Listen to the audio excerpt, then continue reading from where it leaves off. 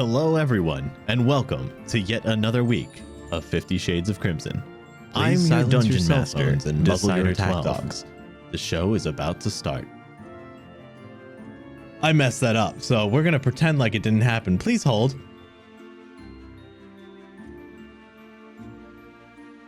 Hello everyone, and welcome to yet another week of 50 Shades of Crimson. I'm your Dungeon Master, Decider 12. 50 Shades of Crimson was filmed in front of a live Twitch audience. And yes, I did completely record everything you just heard. Let's start the show. Although I'm sure that comes as no surprise, because I messed it up. But seriously, let's start the show.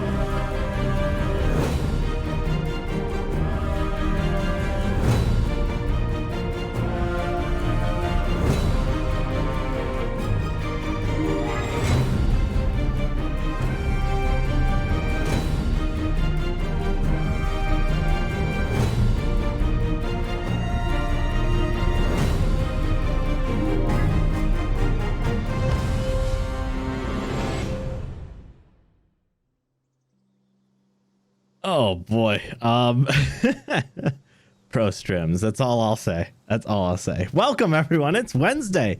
We're here for a very special episode of 50 Shades of Crimson. On this week of 50 Shades of Christmas. 50 Shades of Christmas. 50 Shades of Christmas. 50 Shades of Christmas. The ornaments are confusing. I don't want 50 Shades of Christmas. It's too late. We're having it. It's here. Gosh. All Add right. it to the list. I don't think I've... All right, so let's see here. I've messed up the intro. I've messed up my post intro. I haven't done a damn thing right today, have I? Oh, you man. made it here. That's good. That's a start. It's a start, let me tell you. Anyway, hold on. How much wine have you had tonight? Like a quarter of a cup. It's not even much. Apparently, I don't know. Anyway, hello, everyone. Thank you. It is a very special episode of 50 Shades of Crimson, which is called We Wish You a Merrymeadmas. And it's going to be a fun little adventure for our friends today. But let's say hello to those friends first. Ooh, who just popped that? You got my attention. Hello, Yotts. Gotcha. Hey. How's it going? I'm great, thanks. How are you? I'm good. I'm getting out the jitters, which I should have none. So good. Yeah, work on that. I'm working on it. It will be fine. I'm sipping on some Sleeman tonight. Sleeman. Winter dog ale. I don't know if it's any good, so I'll tell you here. We'll find out live. It's pretty good. Nice. Excellent. All right, moving on. What kind of drink is it? It's beer, but it's an ale. An ale. Yeah. Okay. Nice. I like ales. Yeah. It's not a Pilsner. I'm not crazy. Whoa, what you got against Pilsners? Whoa. Look, whoa. As long as no one around here is drinking them IPAs, all right? That's okay. IPA is my favorite. Yeah, you okay. son of a... All right. It's fine. all right. Oof. What else is in new TTRPG news and new Mech Warrior news? Ooh, a gentleman by the name of Ash Barker has released. Oh, I'm realizing this is backwards. Just imagine it with your brain. Oh no! Wait! Flipping around. Center No, it it's more. forwards. Center it more. Yeah, that's forwards. Yeah. Yeah, you're okay, good. it's backwards for me, so it must be flipped for the stream, so that's great. Yep. Ash Barker, who is apparently a friend of a friend, but a pretty cool dude. You can find him on YouTube, Twitter, and all the social medias. if you're Social having meads. a Merrymeadmas, if you're sipping the social meads, you'll find him somewhere. He released Gamma Wolves, which is a mech warrior-esque post-apocalyptic TTRPG. This is the first print, first edition. I will save it on my shelf until it's worth something, and one of you suckers wants to pay me way too much money for it. Hashtag or not we a can paid just ad. or we can just play it $8. sometime. So hit me up for a one shot. $8 and 1 cent. $8.01 Ooh, this is getting fancy. $8.75. $8.02, and I'll send it to y'all in pennies because I know you don't have them over there. I'm truly intrigued. But wait, could use are you some sending more them copper. American pennies or Canadian pennies? Canadian. I'm not telling you where I'm getting them from. Oh, well, you must have a good source, sir. I can't tell. Those are hard to. But yeah, hit me up if you guys have any interest in that game. Hit me up, and I will connect you with Chet, my friend, or Ash himself, and maybe we can get together a game. If you happen to be in the Niagara-ish region, there are local games popping up there because that's where that gentleman is from. So you never know. Hit me up. I'll make the connection, and maybe we just play on like Tabletop Simulator some night and try it out. I don't know. That'd be cool. That'd be awesome. Well, you just do a little one shot sometime. It's mechs, stompy robots. How can you go wrong? I love Stompy Robot mechs. They're the best. They are. They're great. I hope to one day, openly invite them into my house when they become sentient and take over the world. So it's gonna be great. Yay! Yay! Things to look That's forward all to. for me, man. Excellent. Thank you. Yeah. No, glad to hear it. Let's say hi to Katie. Katie, how's it going? This going, Yeah. just enjoying having the week off, and just essentially waiting for Wonder Woman to come out. Oh yes, That's yes. about my only reason to be currently. I've seen some previews of it. It looks like it's going to be pretty good, actually. Yeah, fingers crossed. That's like the one thing like they haven't messed up yet with DC. Yeah, So yeah. I've not seen the first Wonder Woman. It's on my to watch list though. It is. that's good. Yeah. Pretty It's worth good. it. Yeah. I've also not watched any of the other DC comic films at all. You probably don't need to spend the time. Yeah. I'd like to see him at some point, just because I'm not the kind I of take person. that back. Like the Supermans were actually pretty Okay. good. All right. But Now, are we Yeah. talking about the newer Supermans, or are we talking about the older Supermans? in this specific instance, I'm talking Henry Cavill Superman. Okay. Okay. Cool. Gotcha. Yeah. I wasn't against the Christopher Reeves Superman though. It's also an acceptable Superman. Yeah. That one was pretty good, for the time and everything. Oh man, taking me back today. Taking me back to a Taking it all time the way back. before I was born, I think. When- Yeah. When was that movie?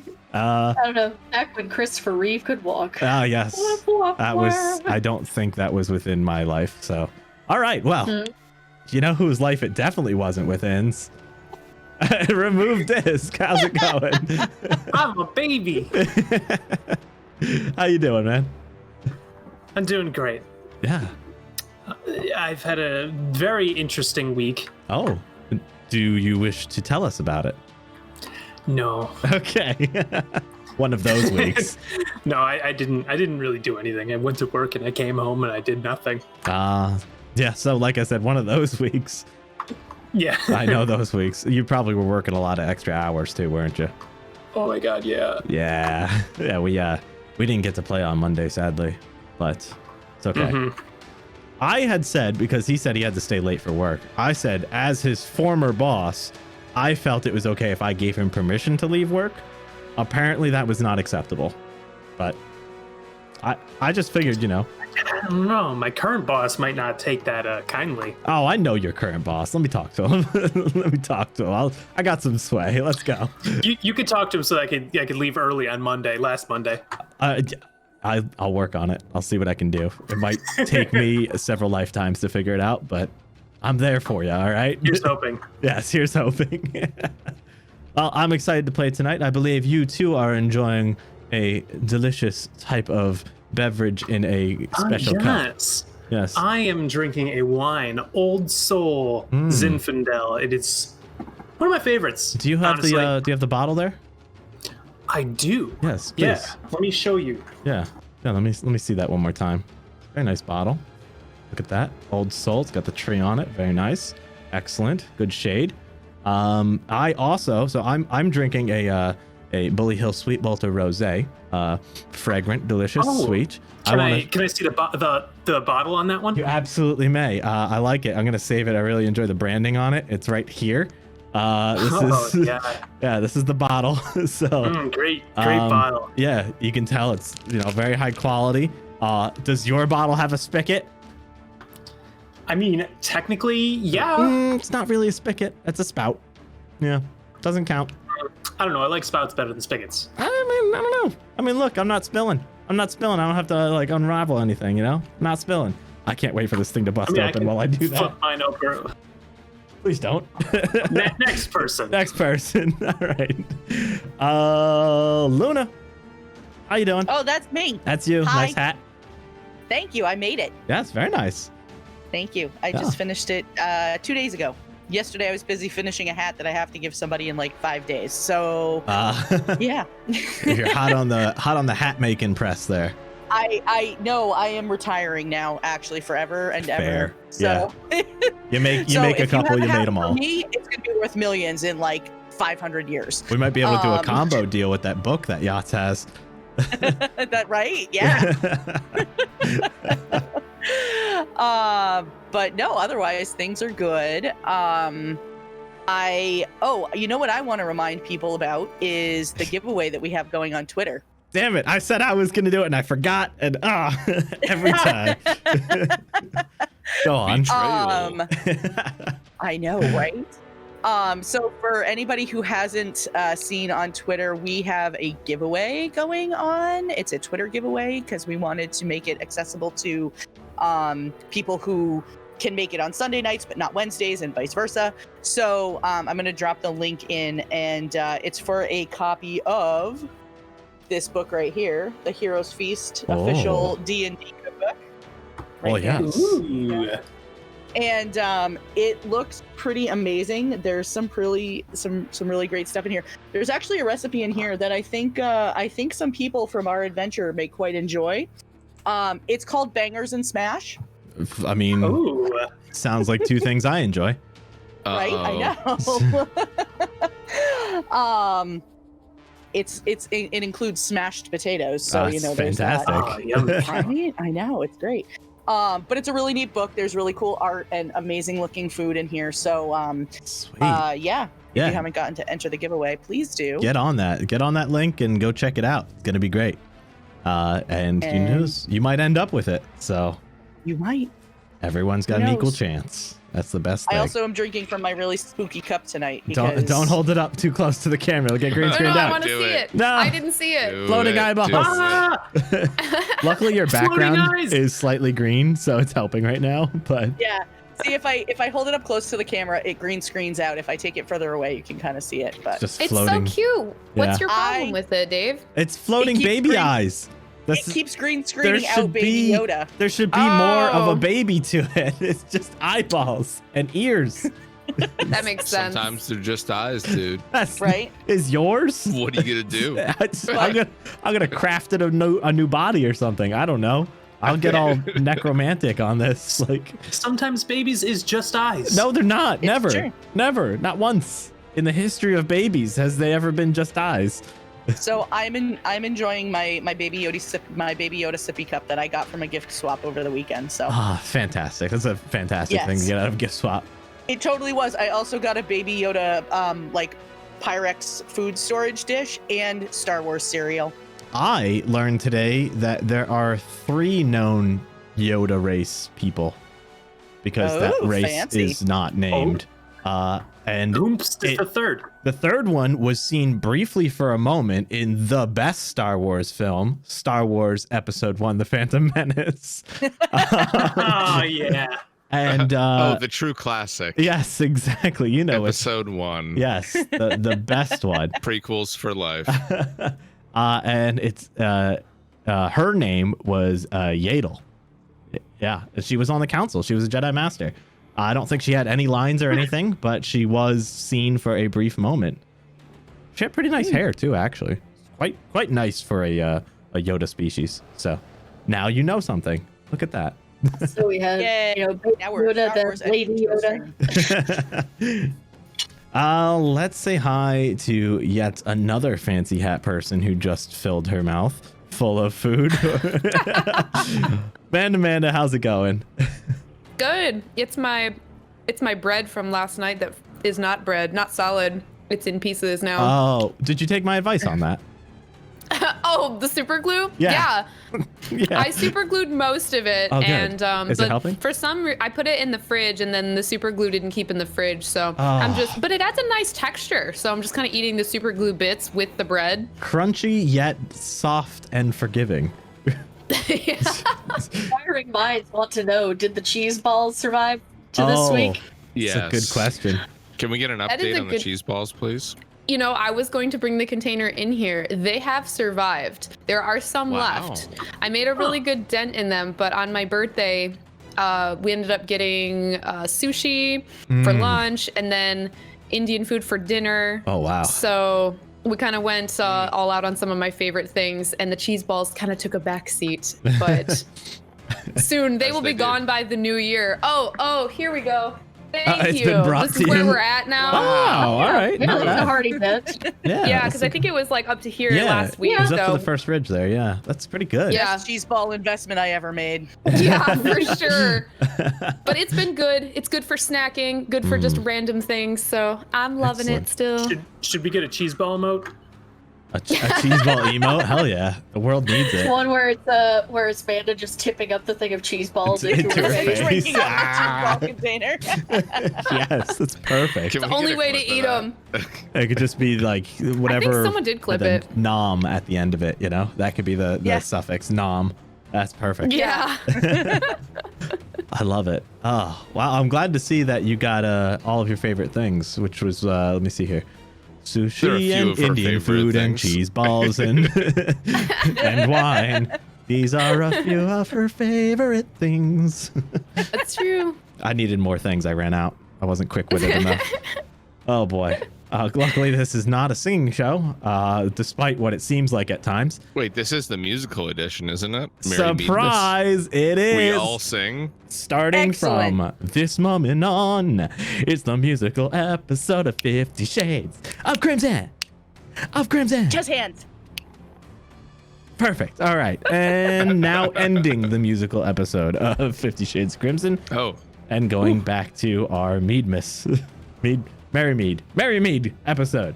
There we go. Excellent. So tonight, yeah, we're doing a little holiday themed thing. It's still gonna fit in perfectly with the storyline, which is great. It won't at all be an awkward transition, I promise. So I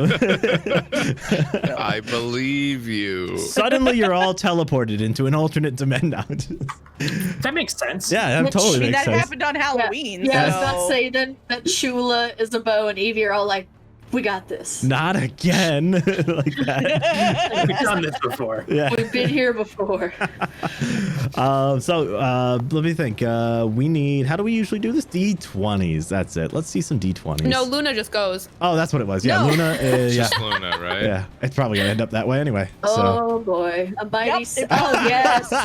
10. Nice. Oh no! Can I please have a Festivus miracle and like we pick the highest number tonight? I Let did me that. call it high or low, Luna. Are you going Low. high or low? Low? Ooh, I'm sorry. It was a 12. You are indeed reading it tonight. I gave you a second Man. chance. I did. All right. That's the fate See, I of the should dice. have known. I should have known that that's what was going to happen because that's how these dice work for me. Yeah, it's just as in they don't. Yeah, Time for a new color. pretty much. Unless I'm New doing set a of rooftop dice. chase, like we did last week, where we finished off the rooftop chase. I just have to point And- something. Oh, I'm sorry. I'm sorry. I No, didn't go realize ahead. you were going. No. I'm sorry.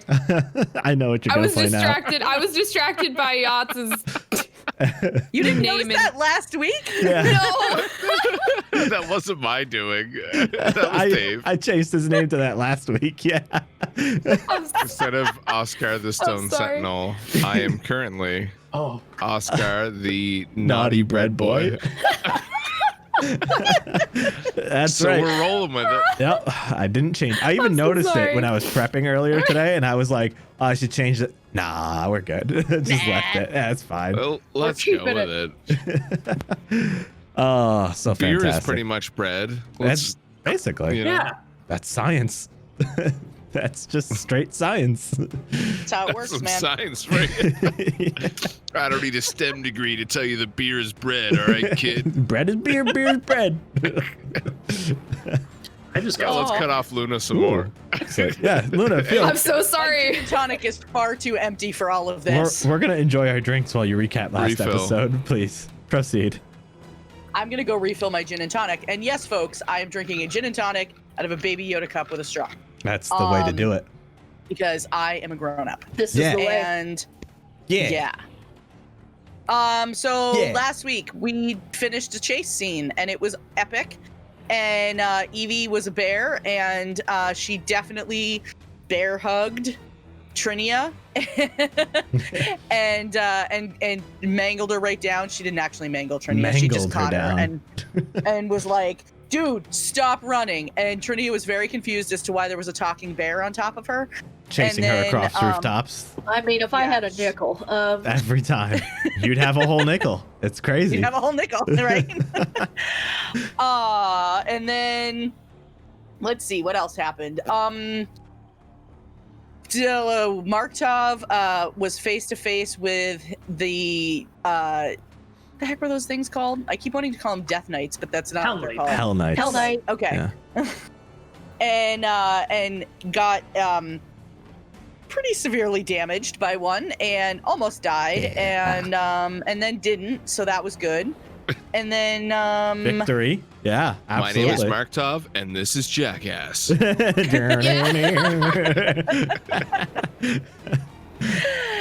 And let's see, Bo finished up her part of the chase by running along the streets as well.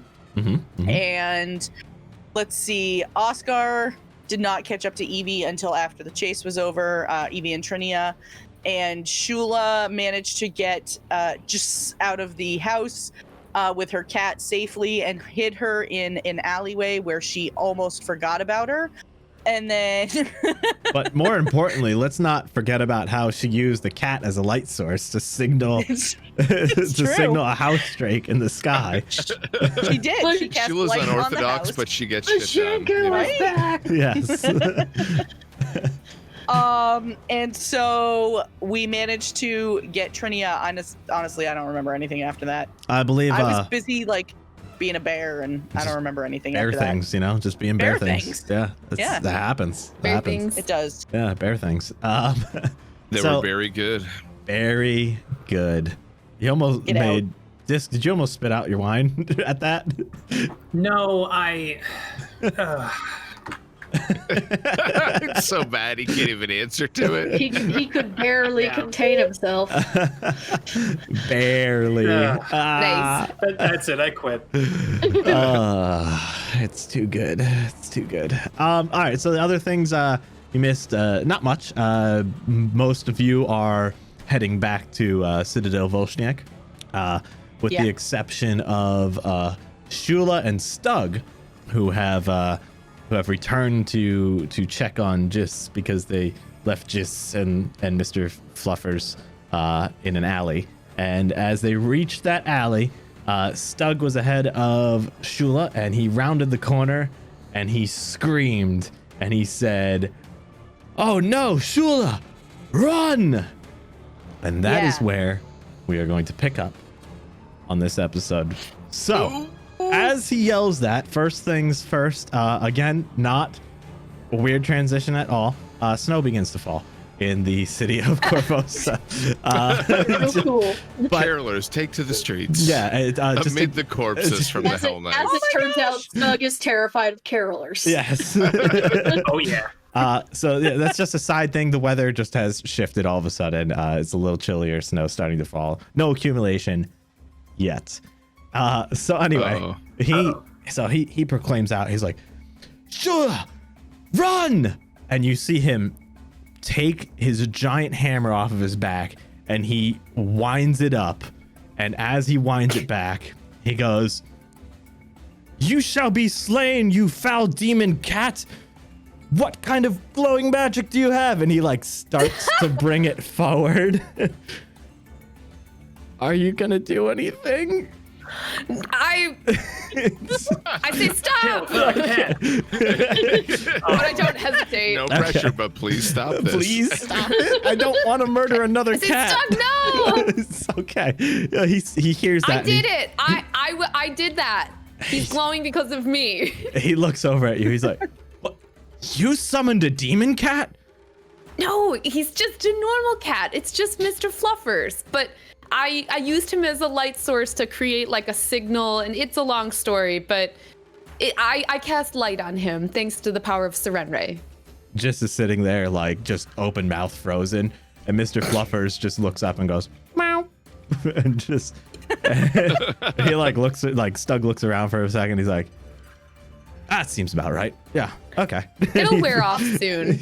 And he's like, "That's not the weirdest thing I've seen." And he puts his hammer back on his back there, and he's like, "Oh, I guess everything's safe here."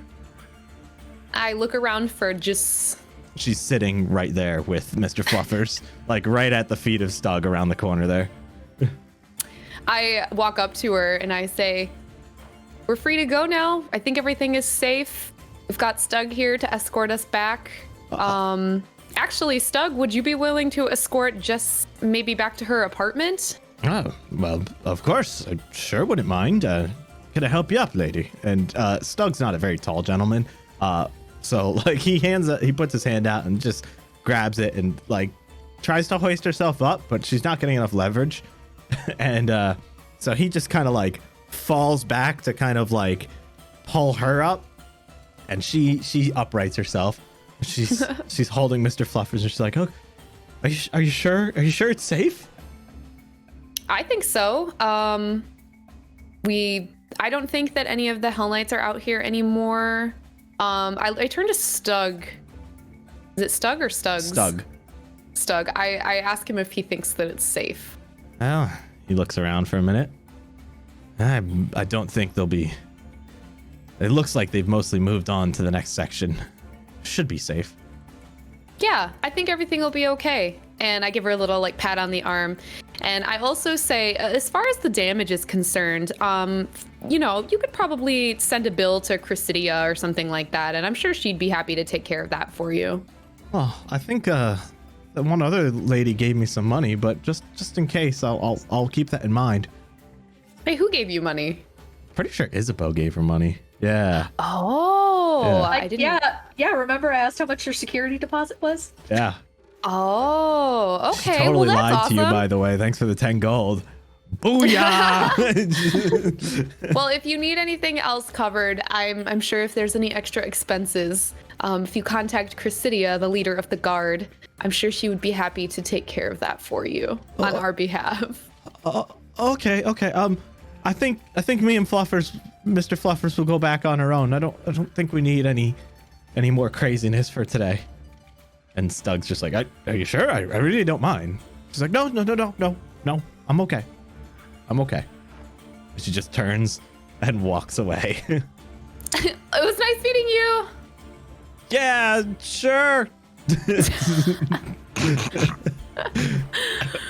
And I just shrug at Stug and I'm like, all right, let's get back to everyone else. And he just takes a moment. He's like, never seen such a sight with the snow coming down and a glowing cat and a lady walking off in the distance. Yeah, it's kind of festive, don't you think? Little bit. Also very weird. There's Anyway. nothing about any lately that's been normal, so Right on that, Yar. Let's go meet up with the others. And sounds good. yeah, he heads off, and at this point, everyone's starting to make their way back to the Citadel. There's not too much going on. The streets have cleared out a lot. The inclement weather that is starting to form is causing people to get into shelter and stuff and find their way home and everything. The first of our crew to arrive back at the Citadel would be Evie, Osgar, and Isabo with the company of Trinia. And as you guys approach the gate, you guys see a lot of commotion, a lot of caravans being moved in that are hauling a lot of equipment. And they're all like going in the front entrance and everything. And one of the guards spots you and he's like, "Is that? Quickly, come over here, quickly." He's like signals all of you over. Just go on over. All right, yeah, and as you guys, They're like, "What's up?" is this? Are you Trinia? And she looks and she's like, I'm not. She chimes in and she's like, "I mean, could you be?" And she like looks at you to say that, Isabo. Oh shit, you might be right. Yeah, But no, I'm pretty sure. Yeah. Yeah, I'm Trinia. The guard's like, "Well, I'm sure you understand we need to take you into custody right now." And she kind of just looks at the rest of you. And she's like, "Yeah, I understand." And with that, the guard's like, "Oh, everyone come on in. We're preparing an event right now, but I'm sure you'll want to talk to Chrysidia about what's going on here. I'm just going to get Trinia into a cell." And hey, careful with their lawyer. He's ambitious, but Yeah, Phil, he's trying. Unfortunately, that doesn't help a lot. But fingers crossed. wait, what do you mean? Who's Phil? You'll see. Oh, I just kind of no. start walking away. Oh, God. Yeah, she's clearly panicked at this, but she's still complying as she's toted off by the guard. So the guard, he tells you, Chrysidia is kind of overseeing everything in the courtyard right now, and she'll want to talk to you.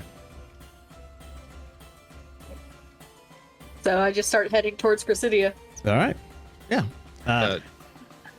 Yeah. Yeah. All right. to the guards here at the gate. Mm-hmm. You're moving a lot of things in. Looks like quite the production you're preparing here. Why, as a matter of fact, yeah, it's the start of Merrymead. Surely you know about this.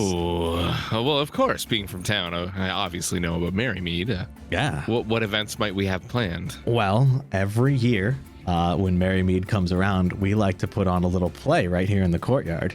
And my goodness, I remember coming to these plays as a child. I yes, loved them. Yes, we have some In of fact, the local that's what orphans. got me into gladiator work. Speaking of which, we're expecting some of your affiliates here. We got a couple. Oh, yeah, we got a couple. Could of Erickson have made it? Oh my goodness. Erickson. Don't think he was one of them. I mean, most of the guys sneaky. we got. He might just show up. Most of the guys we got were C-listers. Oh yeah. Yeah. Backbench type of fellas. Side note: when you Google the term C-lister, you get the first result is the explanation of what a C-lister is. Someone like an unimportant celebrity or something like that. And then to the right of it is a bio on Cornelia Lister, who is a Swedish tennis player who has won a singles title and 25 double titles. And I am very sorry, Cornelia, that you are the first result that comes up when someone types in C-lister. So shout out to you and all of your Cornelia, championships. this one's for you. Yeah. Pour one out for Cornelia Lister. Is she still alive? I believe so. Yeah. Rough question, but is there an end date on this? She's 26, so yes, she's alive. Hey. Yeah. So shout outs to you. I feel very sorry for you. Anyway, I just had to throw in that side note real quick. Love it. So yeah, as he's like, yeah, we're expecting a couple more anytime soon now, actually, who they're gonna be putting on the play. They're the main actors. Did you get their rider in advance? They're what? The rider. Rider? Well, are they requesting perhaps a few kegs of mead. Well, they didn't have to You know, request it. We're gonna have plenty of mead Fresh around fruit, here. accoutrement. I mean, it's Merrymead. What kind of Merrymead celebration Well, of wouldn't have course. mead? We've even got enough I for mean, the these- children. Not that we're giving it to them, but if they were to have it, we would have enough for them, but they're not allowed to. You Just- are well prepared, sir. just I a way can to appreciate that. Quantify how much we have. That's all. Again, they're It's not a having strange it. way to quantify it, of course. Well, But yeah, well, you kind of cornered me into it. well, I mean, I could drink as many as 3 children, I'm sure. Wait, do you drink children? Perhaps we're getting off course here. So what time might the festivities start? Pretty soon, actually. I mean, this is just the last of the equipment. Take a peek inside, and he points into the courtyard. And as you guys look in, you see that they've actually set up like a small town in there.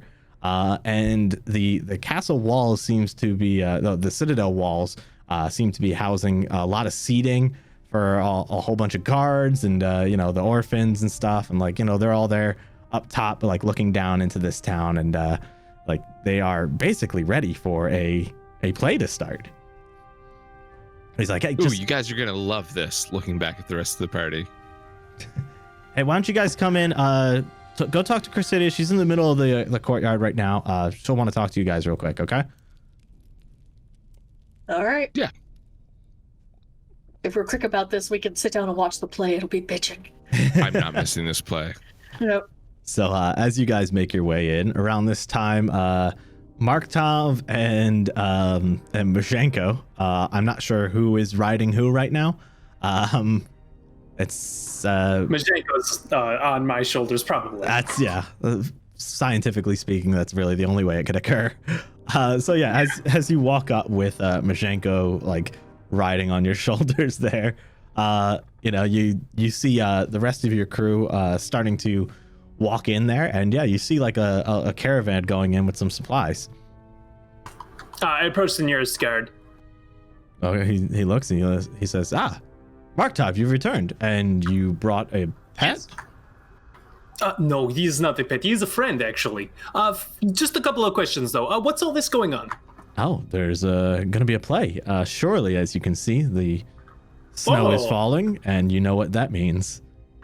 Merrymead. It's Yes. time for Merrymead. That is correct. And every So year... these plays, I hear that Osgar has some friends who does acting. Does he know any of them?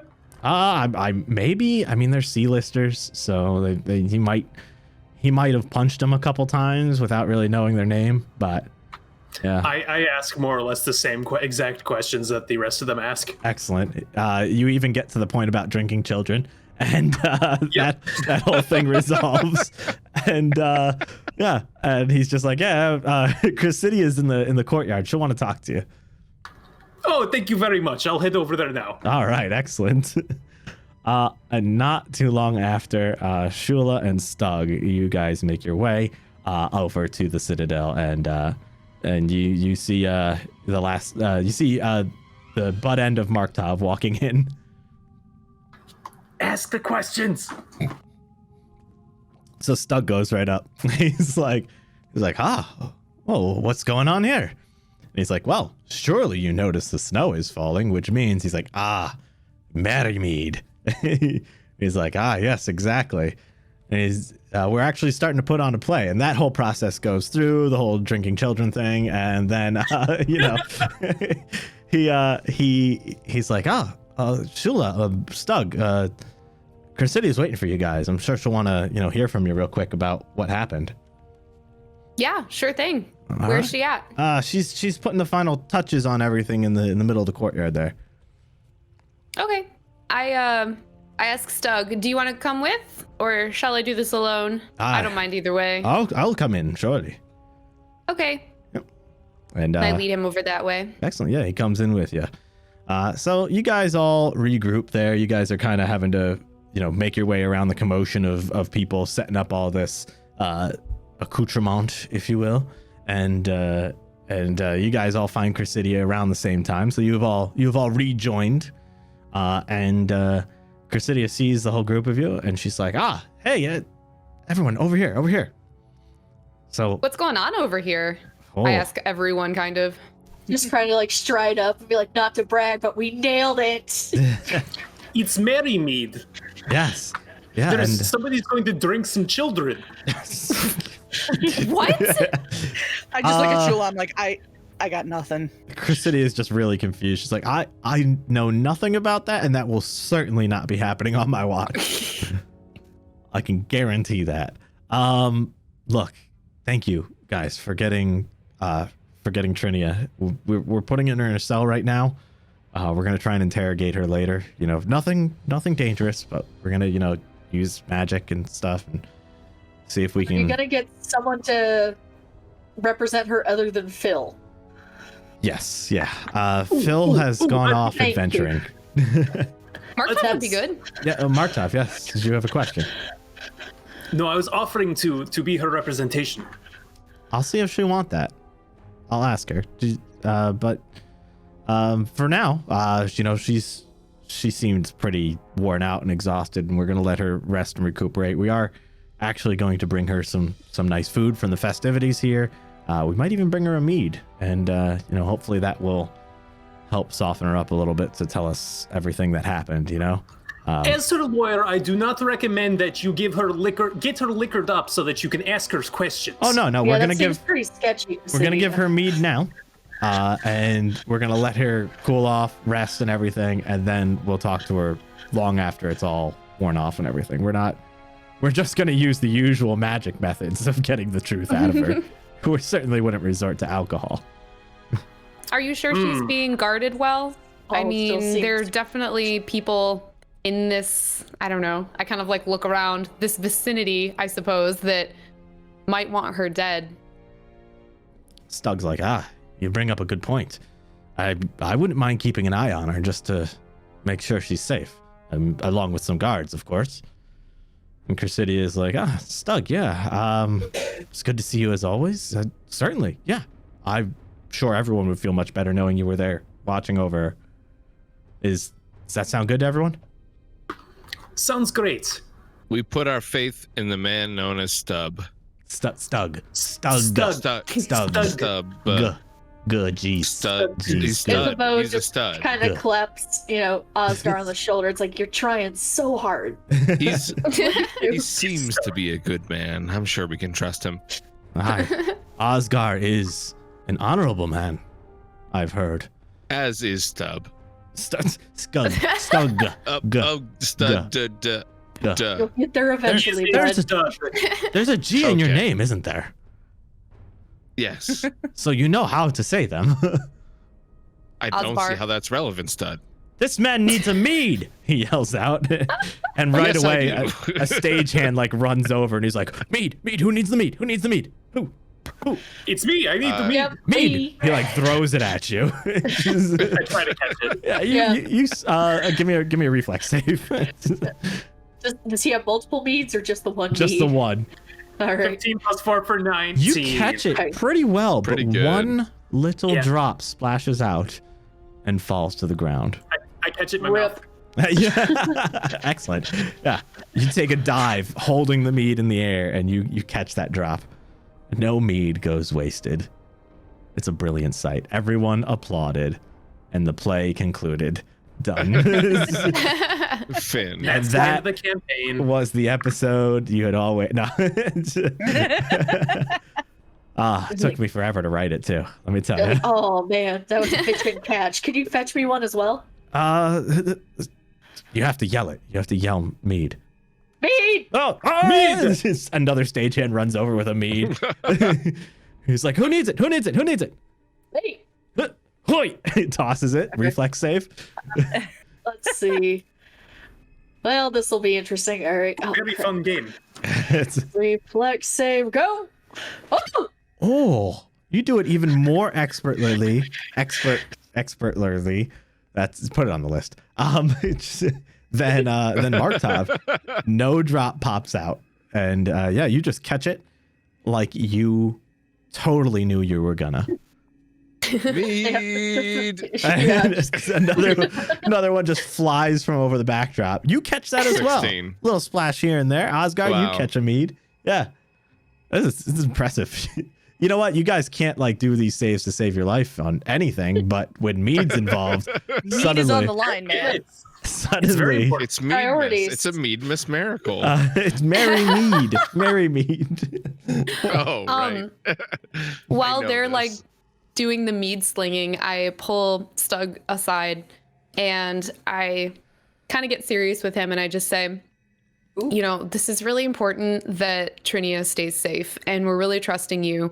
Obviously, you're a friend of Markt'ov, but we really trust you that you're going to, you know, protect her. We went to a lot of trouble to catch her alive and not allow her to be murdered by the Hell Knights. So I wouldn't trust anybody else, any of the other guards, but definitely keep an eye on her. His cattail just goes in your face there. I saw that. She did not wait for me to say it's okay, but No. that's fine. So yeah, Stug, he looks at you and he's like, I understand. And don't worry, I not only am I a friend of Markt'ov, I'm actually the one who taught him Taught him what? how to be a paladin. How to be courageous and, you know, fight for good. And how to drink. I glance over at Another Mead! Stug. Another one And- just comes flying over. Glancing back and forth between Stug and Markt'ov, just kind of like casually mentioning to the party, like, man, this guy has some balls. Can only imagine, like, he stood up to a Hell Knight. Yeah, he's pretty cool. Oh wait, no, I'm not there. I'm talking to Stug. Everyone's too deep in Mead to answer you. Just like, yeah, that was crazy. That was such a big hit to take, man. Nah, I didn't even feel it. You definitely felt it. Can I like roll a You would have perception to quite see the if I career just as a see how gladiator. wrecked his armor still is? I am like still bleeding from Yeah. this wound. I was gonna say you're still pretty injured, aren't you? Oh yeah. Yeah, you're pretty easy. Okay. So I see all this. I'm like, just gonna let him have it. You know. You're gonna let who have it? I said I'm just gonna let Markt'ov have this Oh, one. Just, okay. I thought you were threatening someone all of a sudden. No, It's like, no. man, that I'm gonna Mead. let him have it. Get Isabo off the Mead. She's getting she's violent. an angry drunk. Yeah, all of a sudden. So Stug's like, all right, don't worry, I'll be safe. You know where the cells are. Come check up on us anytime. And as he starts walking away, he goes, oh, and I forgot one more thing. Mead! And another Mead. I duck. A Mead just flies at him from across the way, and let's see how he does catching it. He catches it, but like half of it spills and like splashes onto his beard, and he like takes his beard and like puts it up above his mouth and like squeezes it into his mouth, and he's like, still good. And he starts I start clapping. he takes a little bow there. He's like, anytime. Mead! Another one comes flying at him. That one he catches with his teeth and nothing drops out. And he goes, how'd you like that one, laddie? I'm open jawed, can't even clap. I'm in such shock and awe. And he walks away. Leave on a high note. What a master. So That was pretty sick. So as things are, everyone's starting to find their places and everything, Chrysitia's like, wonder where they are. And someone runs up, and he's like, Chrysitia, we just got a letter. He's just like, what is it? Let me see. She starts reading it. She looks up at everyone. She goes, I just got bad news, everyone. The 5 actors from the WGF that we were waiting for, they're not going to make it. They apparently are too scared to come out here. What is this? I thought they were gladiators, and they can't even get out here? Where are we going to find 5 heroic type people to be in this play? That's That man. does sound like a bad problem to have. I just start walking away. I'm like Where are we flexing gonna so find- hard it hurts and it looks awkward. Oh yeah, where are we gonna find someone who could do that? Careful, you're gonna pop a muscle there. It seems as though Osgar wants to do this. There's one of your people. Wait, Osgar, yeah, that makes sense. Cause I mean, you're an even better person for this. That'd be great, and we have just the role for you. I was just thinking about it. Yeah, okay, you would be good. I'd hate to ask this of all of you, but is there any chance the rest of you might want to be in this play? You know, I step forward. I will do it if my friends do it, and they will all do it. I mean, I require payments in terms of healing. Yeah. I need just healing under my very bad. breath. Yeah, and We I'm will just do it under my for- breath. I'm like, you son of a bitch. say magic mead. Magic mead. All of a sudden, a potion gets thrown at your head. Markt'ov, I didn't know you were injured. I could have just channeled some energy for you. 8 + 4 for 12. Yeah, you catch it, but it's a close one. You like fumble it for a second. Not to mention, you're also holding a mead at the same exact time. 2, actually. I catch it in my drink. Yeah, yeah. So that just gets flown at you. Irish car bomb is his potion. I pour the potion into my mead and I just chug the mead down. Oh, it's a strong potion too. It heals you for 1d8 plus 12. He has 13 damage. So that's Okay, so I heal for what is that? 15. 15? 15. All right, I'm fully healed. Oh, what do you know? Look at that. Oh, Who'd have thought? What were the odds on that one? What Weird were how the that odds? works. Yeah. All right. Yeah. And 1 in 1. so she's like, Markt'ov, you'll join the play? Well, I guess I will. It's guys, it's pretty simple. Like, I mean, you don't even need to know the script. You can just wing it. You know, I'll tell you your character. I'll tell you the general concept, and you guys can just wing it, and I'm sure it'll go fine. is there a scarf in my bag? Can I get a roll for that? I mean, Osgar might be the kind of person to have a scarf in his bag. Sure, I'll say you have a scarf in a Pull bag. out a fancy scarf and throw it over my shoulder. So, discussing this new role you have for me. All right. What might that be? All right, excellent. All right, so Osgar, here's one of the roles. All right, the role I have envisioned for you. Okay, you're gonna play the character I'm so ready. of a man named Sad Strongman.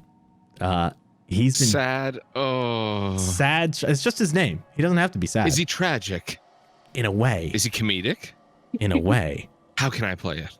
In a way. I'm listening. All right, so he has been training for years. Okay, he's a strong man, which ironically is also his last name. But he is a he's a weightlifter. Okay, which is perfect Ooh. for you. Look at you. And he's been training for years to beat the all-time deadlifting record, and he's 1 pound away from beating it, but he just can't my do goodness. it. Okay, so there's tragedy in there, there's strength, there's character. You got this. All right. Oh, okay. Okay. I feel like my whole career has led up to this moment. I won't let you down. As she's explaining it, another guy rolls up and he's like, no, that's all wrong. That's all wrong. His name is Sad Strongman. And Chris City's like, yeah, that's exactly what I said. I've seen the play every year. And he's like, no, Sad Strongman. Look, the role is you are a strong man, okay? Very muscular. Okay. And you are about to Taking break notes. the world deadlifting record, but you're 1 pound away and you can't do it. All right? 1 pound. 1 pound. Can't. Just Question can't. mark? Just can't. Everything you try, you just can't. And Chris City's like, sorry, everyone, I should introduce you. This is the producer. He's in charge of all this. He just goes by the producer. Let's just call him that. He's like, yep, that's my name. And don't wear it out. That's classic. I pull a headshot from my bag and slide it over to him. Business details on the back. He looks at it, he's like, oh, Osgar, I've heard of your work, trust me. I am so excited to have you filling this role. Now let's see. Who else do we have? I'm Markt'ov the Collector. Markt'ov the Collector. Oh, look at you in your armor, and I have the perfect. A special role for this man. He can take a serious beating. I have the perfect role for you. Okay. Certainly can. Let me tell you guys real quick the whole premise of this play, okay? So you are all people who live in a town called Dry Town, okay? Now, Dry Town, it's a very sad and dull place. There's no liquor allowed there. There's no mead. There's nothing. It's very sad and very, very, very depressing. And you all are there, except for you, Markt'ov. You are going to play the lead role. Are you ready for this?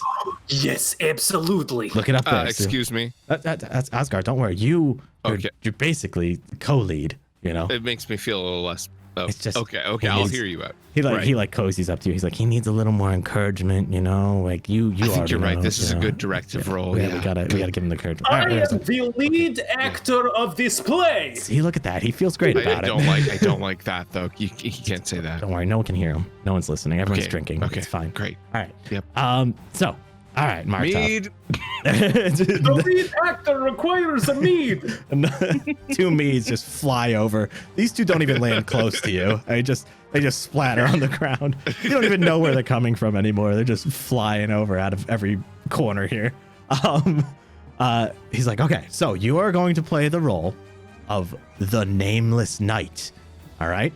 So you're a retired knight who's fought in many wars. All right. You come to Dry Town because you've heard it's a quiet place to live.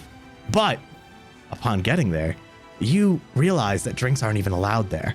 And you're not about that. You love mead, right? Right. Of course. Yes.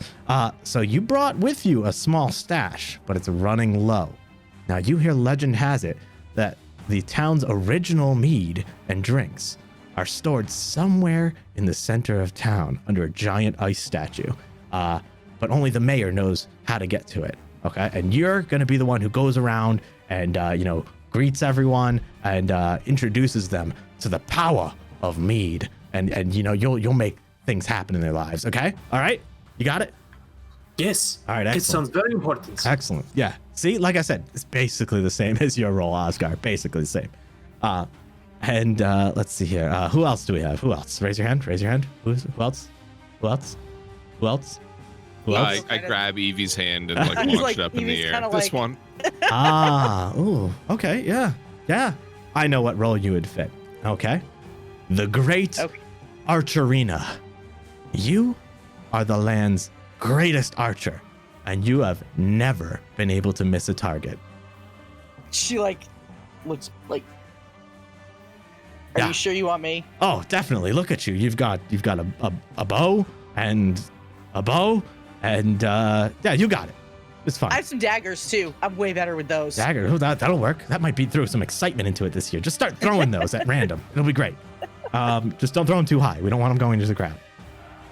But okay, that's that's all fair. there is to your character. All right, you're just perfect archer, never able to miss. Got it? Okay. So Got it. Don't miss, ever. Okay. I Excellent. will do my best. All right, perfect. Yeah, and as he's like wrapping up this conversation, Bo is just kind of like trying to shuffle behind Shula to kind of try to like hide herself. Yeah. Look at that one back there doing a shuffle. It's like dancing. It's the I do most like a sidestep to reveal her. It's the most beautiful dance I've ever seen someone do. Yes. I see it now. You back there, the small one. What is your name? Isabo. Isabo. It's perfect. It completely rhymes with this character's name. You will play the role of Tiny Dancer. All right? Now, you are an extremely talented ice skater, but you're too scared to do one of the most dangerous moves, the quadruple axel toe loop sow cow triple lutz. All right? Can we get that once more? Yes, absolutely. The quadruple axel toe loop sow cow triple lutz.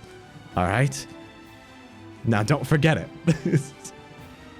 So, all right, you got your role? You understand it? Yeah. Sounds confident. I love it. All right. That leaves Ah, yes. You. The one with the gloves there. Yes. And your name? Me? No, not you. That other one with the gloves. The one I haven't talked to yet. Hi, I'm Shula. Shula. Tell me something interesting about yourself. No need. I figured it out. I'm not interesting at all. I say nervously. Perfect. What else isn't interesting? Librarians. Oh, You're going to be excuse me? the lazy librarian. We're going to put you in a library, lots of books and everything, okay? So you own the library, all right? But you lack the motivation to put the books away on the shelf. You just don't feel like doing it. You don't want to go near them for some reason. You just, I just got Can this. I have a different role? No, Shelves, I'm really? sorry. That was the last role. I don't even know why. Can I be the dancer? No. I can be tiny. I No, saw the this way is what you get. For what? What did I do? What did I do to No, deserve this? You just think you're so clever. Have fun with your books. All right. So you all have your roles, right? Because the play is starting. Are you ready? I do have a quick question. Hit me.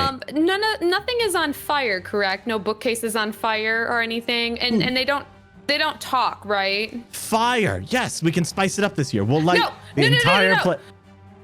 No? No. Okay. All right. Let's not. All right.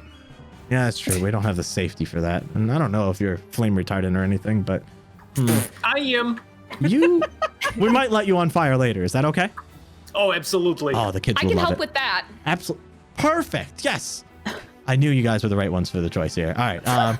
So we're going to take positions. I'm going to show you all your starting positions. Basically, I'm going to be the narrator. I'm going to read off a little intro for everyone. So the audience all understands it and everything. It might help give you a little more background into this whole story and everything. So listen closely. But like I said, you guys don't need scripts. You just wing it. Now, I want you to say hi to all those people over there. He points Hello. over to a group of like 5 people in like cloth robes, and they all just wave back. They're like, "Hey!" He's like, "They're from the academia. They're all starting level wizards. Okay, so they know a couple little tricks here and there. Say for example, if we need something to levitate or we need something to, change color or something like that." They've got it under control. They're pretty quick. They're pretty, ready to go with any kind of spontaneous stuff that you might decide to do. So, go wild, put on a good show for everyone. They've got your back. They can make things happen. Okay. That's awesome. Yes, All right, absolutely. excellent. All right. Perfect. All right. Let me show you to this area here. Let's see here. All right. Here we go. All right, so as you can see here, we've got this beautiful town. Markt'ov, I'm going to have you start over here by the fake boat in the bottom left here. Let's see here. Isabo, you're going to go in a hut. The rest of you are also going to go in little huts and stuff too. These are your homes. This is where you live. Like I said, Markt'ov, you're new in town. You understand your role, right? You got it? Of course. Okay, perfect. Yes, I've been new in town before. All right, excellent. Places, everyone. Places. I run over. Places. Wait, where are we supposed to go though? Go to your hut. No, it's my hut. I don't have a hut. That's what you get. You're all just kind of like wandering around the set, like trying to find where to go. He's like, Shula, over there. He's like pointing to the bigger hut over there. I've placed you all in your starting buildings. So on the map, that's Oh, nice. yeah, you're all in your starting places. So he's like, okay, everyone's in places. Excellent. Okay. All right. And here we go. And the wizards, they kind of like move their hands a little bit and the whole area gets a little darker. And as it does, his voice starts, the producer's voice starts to boom out over the crowd. He's like, "Ladies and gentlemen, thank you for attending this year's Merrymead play. Before you, we have a line of all-star actors and actresses who are fully prepared and have been prepping for a very long time to put on the most wonderful play for you. Allow me to open your mind to a whole new place you've never heard of. This town before you is the town of Drytown. Approximately 50 years ago, the town of Drytown was known by a very different name. It was called Open Bar Town, the place to be where mead runs free. Ah, it was a great place. Everyone was very happy back then, until one day, the mayor, Grain Alcohol, decided that there would be no more mead or drinks of any kind in town. You see,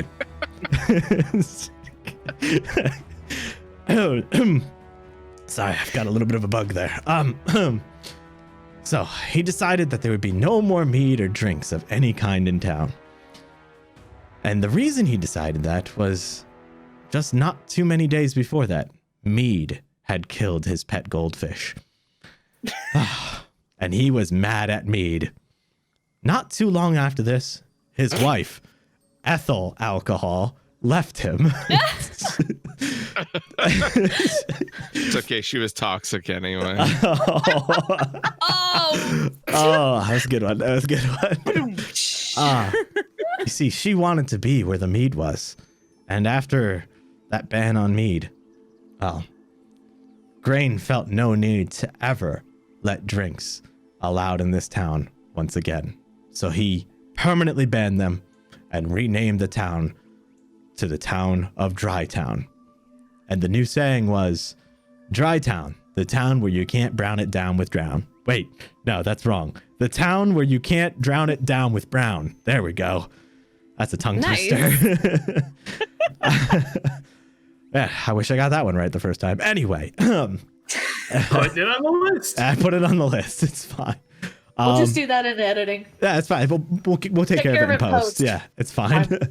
The town was a pretty quiet town after that. Not much happened there. Excitement levels were pretty low. But more importantly, people were struggling. A lot of them had things holding them back. Some just on the cusp of a breakthrough.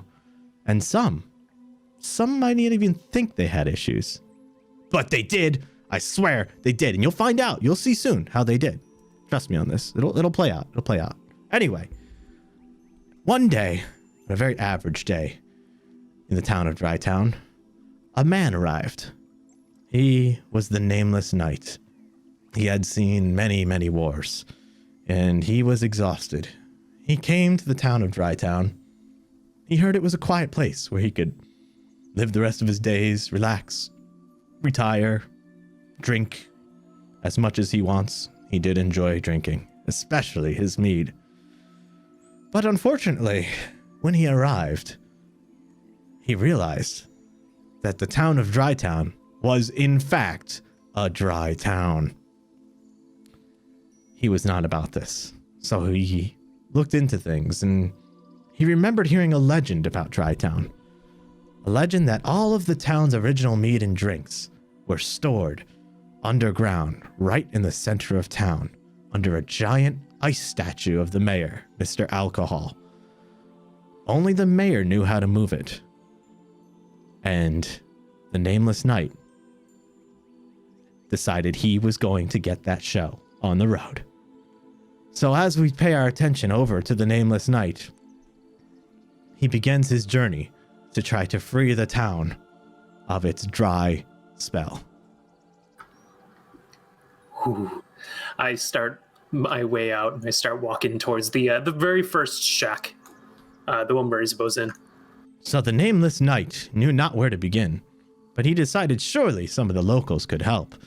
As he approached a shack, he knocked on the door, and inside, as the door swung open, as it was never actually fully closed, he saw before him a tiny dancer. This dancer was in the middle of practicing her ice skating moves on the hardwood floor, still in full ice skates. And as you could see, she was attempting them so well. Give me an acrobatics check, Bo.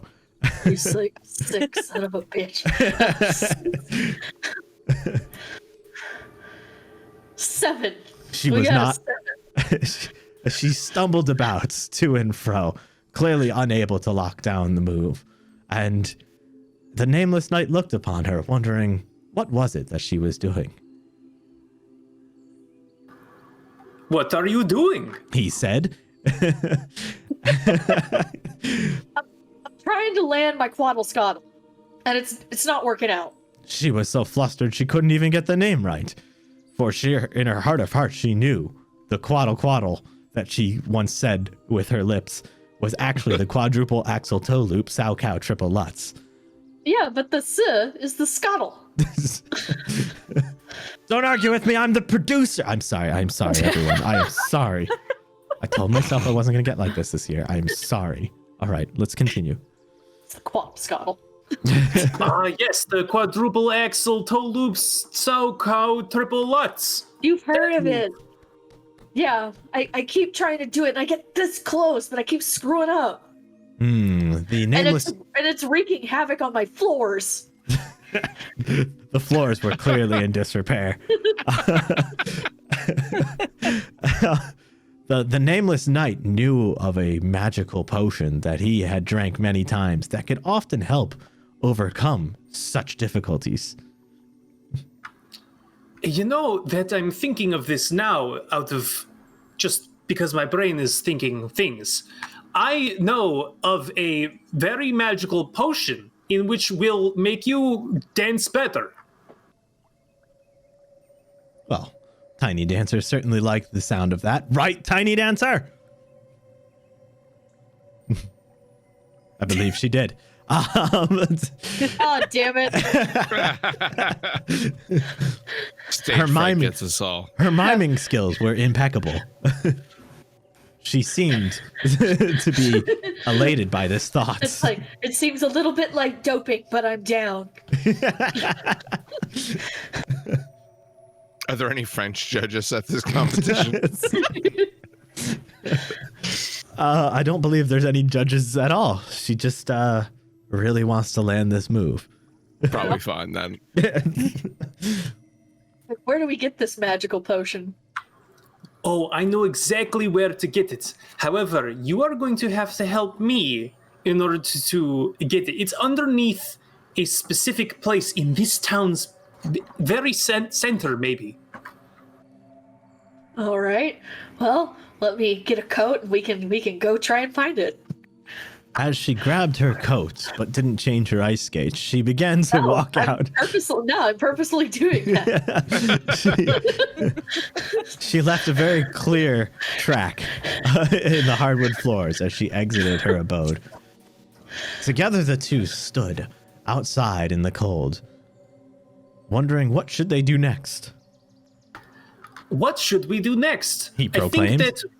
I think that we need more people on our team in order to get the mayor to help us with this potion. Oh, that could be a good idea. I think someone lives over in the hut just to the left of me. Maybe we can go see if they want to help.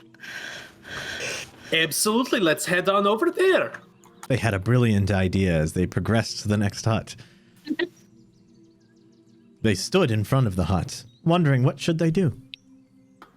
I knocked politely. She knocked and said, well. I'm doing this politely. And inside, 499. thud went the weights as he was unable to lift them up. How is it that I cannot reach the record of 500 pounds? A knock began at his door. Who dares disturb me? He proclaimed. It is I, Markt'ov, the unknown knight. The producer gives you a glare for a second. I swing open the door. Tiny Dancer. Tony Danza, nice to see you again. And you brought a friend. Yes, the unknown knight. Well, surely you are a knight, yet your identity is unknown. Well met, sir. I extend my hand. I shake it. As we're shaking our hands, I whisper, Markt'ov, this is so cool. We're doing so good. I know, I'm so excited. I've never acted it before. You're doing great. We're still shaking while we're talking. Yes. Oh, thank you so much. That's great. As they continued to shake, the excitement was palpable. So palpable, their hands turned blue. And he like looks over at the wizards and they're just like, oh, and they just wave their hands and you look down at your hands and your hands are blue. What just Oh happened my here? goodness. They were blue with excitement, I believe the saying is. Is that a saying? This has never happened. This is so exciting. They quickly returned to their regular color.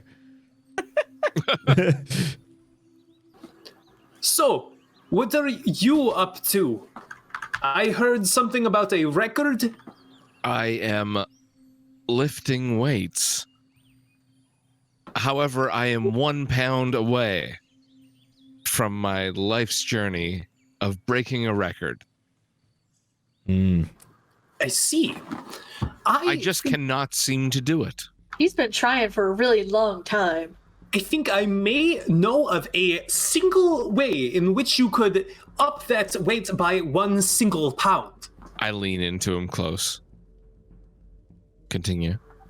There is a potion out there that the mayor knows about, but nobody else does. A In fact- potion. Tony, Yes. have you heard of this? Who's Tony? He just told me about it. Oh, Tony. No, never. Just keep going with the act. Keep going. Doesn't that sound like performance-enhancing drugs? It does, but I'm going with it. It is Well, not. if you're gonna try them, I suppose I could too. It is not a drug.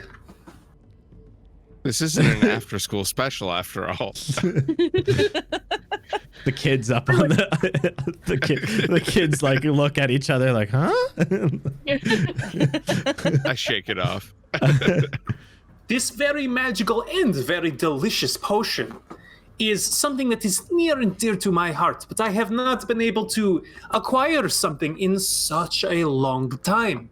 But I know for a fact it is here, It is here. And he was right. underneath that ice statue. The ice statue. The Of ice Mr. statue. Cahal.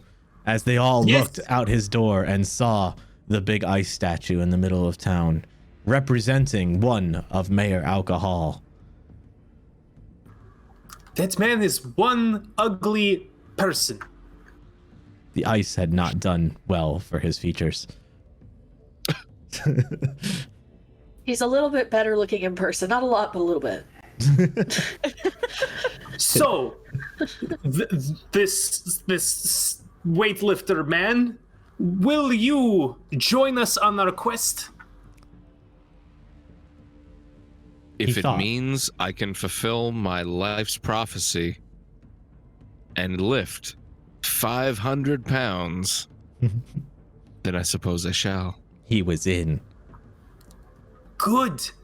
Now, with the three of us, that is some considerable weight when we talk to the mayor, but I think we need at least 2 more people. He calculated it out clearly in his mind.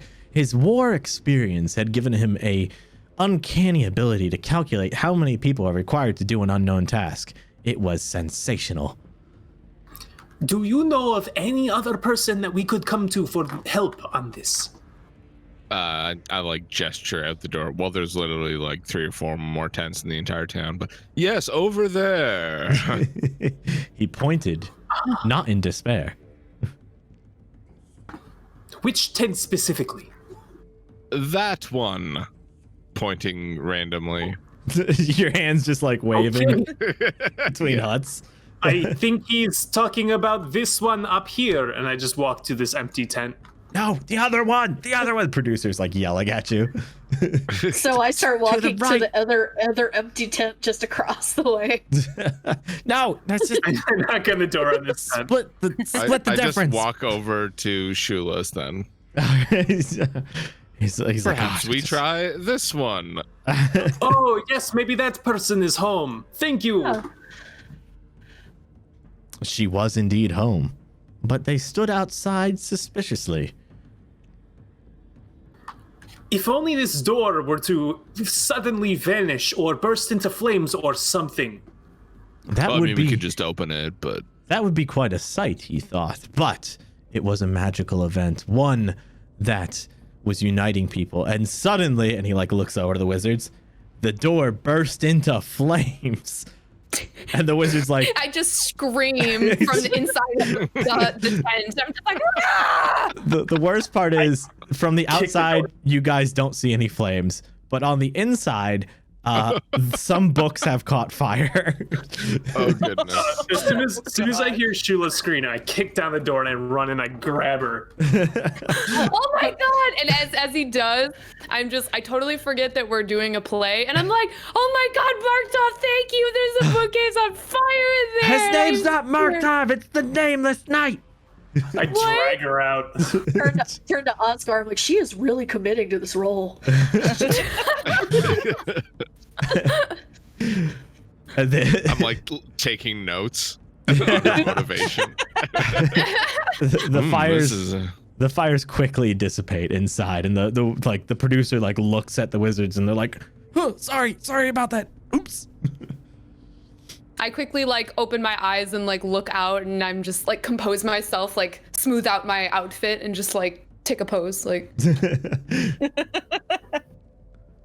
I take notes on her pose. You see, what had happened was the lazy librarian they had stumbled upon had been so lazy in putting away her books, it had created a fire hazard. Kids, put away your books. But she still had that lesson to learn, and perhaps her new friends could help her learn that. So I just kind of like turn oddly to like the audience, like, don't leave your books out and create a fire hazard. That's right. Now Kinda let me do an show you awkward something. bow. Now let me show you something real quick. Sometimes when you've got a whole bunch of books and you just happen to be reading by kerosene light, sometimes you knock that thing over, and what happens? The books catch fire. Could happen to anyone. Don't do it. Continue the play. So, you seem to be a very lazy librarian, correct?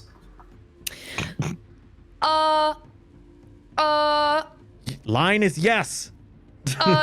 No. I mean, yes. All right, roll with it. There may be a specific elixir which will make your books to put themselves on the shelf or something. Oh. He said suspiciously, but I believe in his heart of hearts he thought that maybe this elixir could make her even forget that she put the books away. But he wasn't going to say that. That would be nice. She proclaimed. You see, I know of an elixir that is underneath the statue back there of that very ugly man. Again, the ice had not done him well as far as features. He was actually quite handsome, I swear. But we need a couple of people to help us talk to the mayor and get him to join with us in this merry elixir. But I am just a lazy librarian. I don't know how much help I can be. You hear from the audience one of the guards talking to another one. She's like, she's actually a lot better than the one they had playing it last year. Yeah. All you need is a little bit of liquid courage, which can be found in that elixir down there. The librarian thought on this a moment. It sounded good. Right, librarian? Actually, I don't drink. I don't really drink. Good thing you're not you. Oh, yes. Yes, I love all of the alcohols, please. So you are a fellow alcohol person. You know things about alcohol like me, unlike anybody else in this dry town. Yeah. Yes. Very strict. Maybe you read about it in a book or something. Oh. Anyway, do Yes, you you're know right. of another person who could join us to gather up the mead? Yes, I there's mean the elixir. someone else. Me? There's there is in this tent hut over here, and I point to the one next to mine. I'm assuming the one to the northwest. Yeah. Okay, good. Let us go over there. He proclaimed, as they all went together, unanimously. I knock on the door. Inside, as they listened, they heard not a sound, but slowly and surely the person inside opened the door. And as she peeked out, she said, What do you want? I have my bow drawn. that's pretty much the line, actually. That's pretty good. I was wondering if you would like to join us on a merry mission to find a nice elixir that can cure all of your problems. Do you have any problems? She thought No. and said, no, my life's pretty good. No, my life is pretty good. Thank you. Well, hang on a second. Before you close the door, what about this, though? If your life is pretty good and you are perfect all of the time, isn't that such a burden? Don't you want to mess up once in a while? No. Well, I can help you mess up once in a while. She thought about this. It didn't sound good, but she felt they were of no harm, so she put down her bow and arrow. Do you put And down? picked up a dagger. No, put the dagger down. Evie, put the dagger down. Put it down. I take out my shield out and I hold it up a little bit. She puts the dagger back on her belt. Just put the bow and arrow down. Fine. And as she placed it down, suddenly a problem arose. And he looks at the mages again and they're like, okay. And all of a sudden, your arrow starts to float up and zooms past everyone and hits the stone golem right in the back of the head. And she You guys all realized saw that, right? Whoa. You guys all saw that? You shot that thing. Was I that did part not. of the show? Archerina, my goodness. She suddenly realized that her skill all this time wasn't a skill. She was cursed with absolute Dun, dun, aim. dun. I lean into Shula and everybody and I go, guys, I'm not really cursed, okay? I'm not really cursed. She was that's good. definitely 100% cursed. Absolutely. It looks as though you are cursed. Wait, is she cursed though? I'm out of character, I'm but not really- not in a character. You know? Yeah, as No. Osgar. Whoa, really? She is cursed to never miss a target. That could have been helpful earlier. I don't know. Oh, Ooh. I reach out and smack him upside the head. That's fair.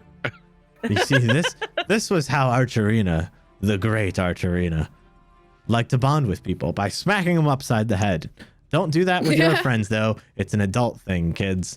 You know what? You probably shouldn't do it as an adult either. As he looks up and he sees one of the guards smack one of the other ones in the back of the head. You're your own person. You don't have to listen to him.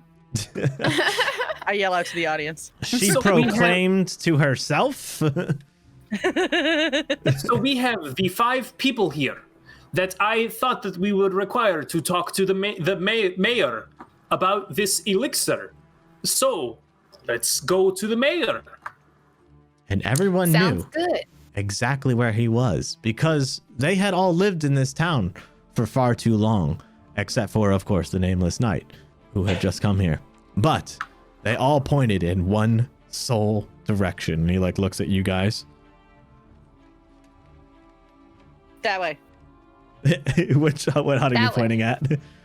I'm pointing at the empty one that is directly across.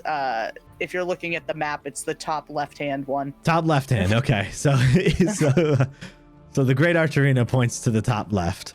Where does Shula point? I pointed the opposite direction, but then when I see Evie pointing that direction, I switch. Okay, so you point the other way and then quickly switch over there. What about Osgar and Isabo? Yeah, I'm just kind of following along with Evie. Like, as soon as I see her commit to a direction, I'm like, yeah! Same. As they all point randomly and then decide that they all exactly knew where it was, they realize that that their polar directions were reversed because this was the most magical of days. And on this day, sometimes they get confused. And it actually was the exact opposite corner that they meant to go to. You can't win them all. It looks as though it's not this. I've already been here and nobody was there as I'm walking over to the next. Oh, we were just taking a long way around to the correct. It's good to walk. And as they all walked over, they looked up and saw a plaque on the house that said grain alcohol. For this indeed was the mayor's, and they were about to talk to him. Knocking on the side of the house. And as he knocked on the side of the house instead of the door, we're going to take a quick 5-minute break. So you can all get up, get refreshments, and, stretch your legs, kids. You don't want to get those all bound up. Oh, shit, we're rolling right into Act 2 here, folks. And our actors are going to take a moment, and we'll be back in about 5 minutes. And at that point, Mead. we are going... Mead flies at you from inside that hut. Everybody. The door opens for a second, the mead flies out, and it closes. And actually, at that point, we're going to take a 5-minute break as well. I figure it's a good time, right? It's crazy how that works. Weird how that worked out. It's very weird how that worked out. So yeah, we're gonna take a quick 5-minute break to get up, stretch the legs, get some new drinks, go to the bathroom, play with our cats, et cetera, et cetera. Maybe say hi to our babies if we have any. But I think I covered everything all of us do in our spare time. Anyway, we will be back shortly, and we'll see you in 5. BRB. Alrighty, everyone. Thanks for hanging with us. We are coming back right now. Hello. Welcome back. Thanks for hanging out. Stretch my back a little bit. I should have done more stretches while I had the moment. I did exactly 0, which was not enough. Not enough. But how you guys liking the story so far? This is very fun. I love it. A plus on the creativity, bud. Thank you. I was really enjoying the names.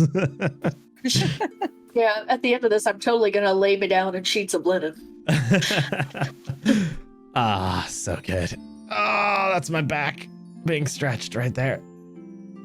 It's good. It also looks like I am having an accident. I promise you I'm not. But I can't prove it. But Doesn't happen until the after show. That's right. Check us out on Discord afterwards.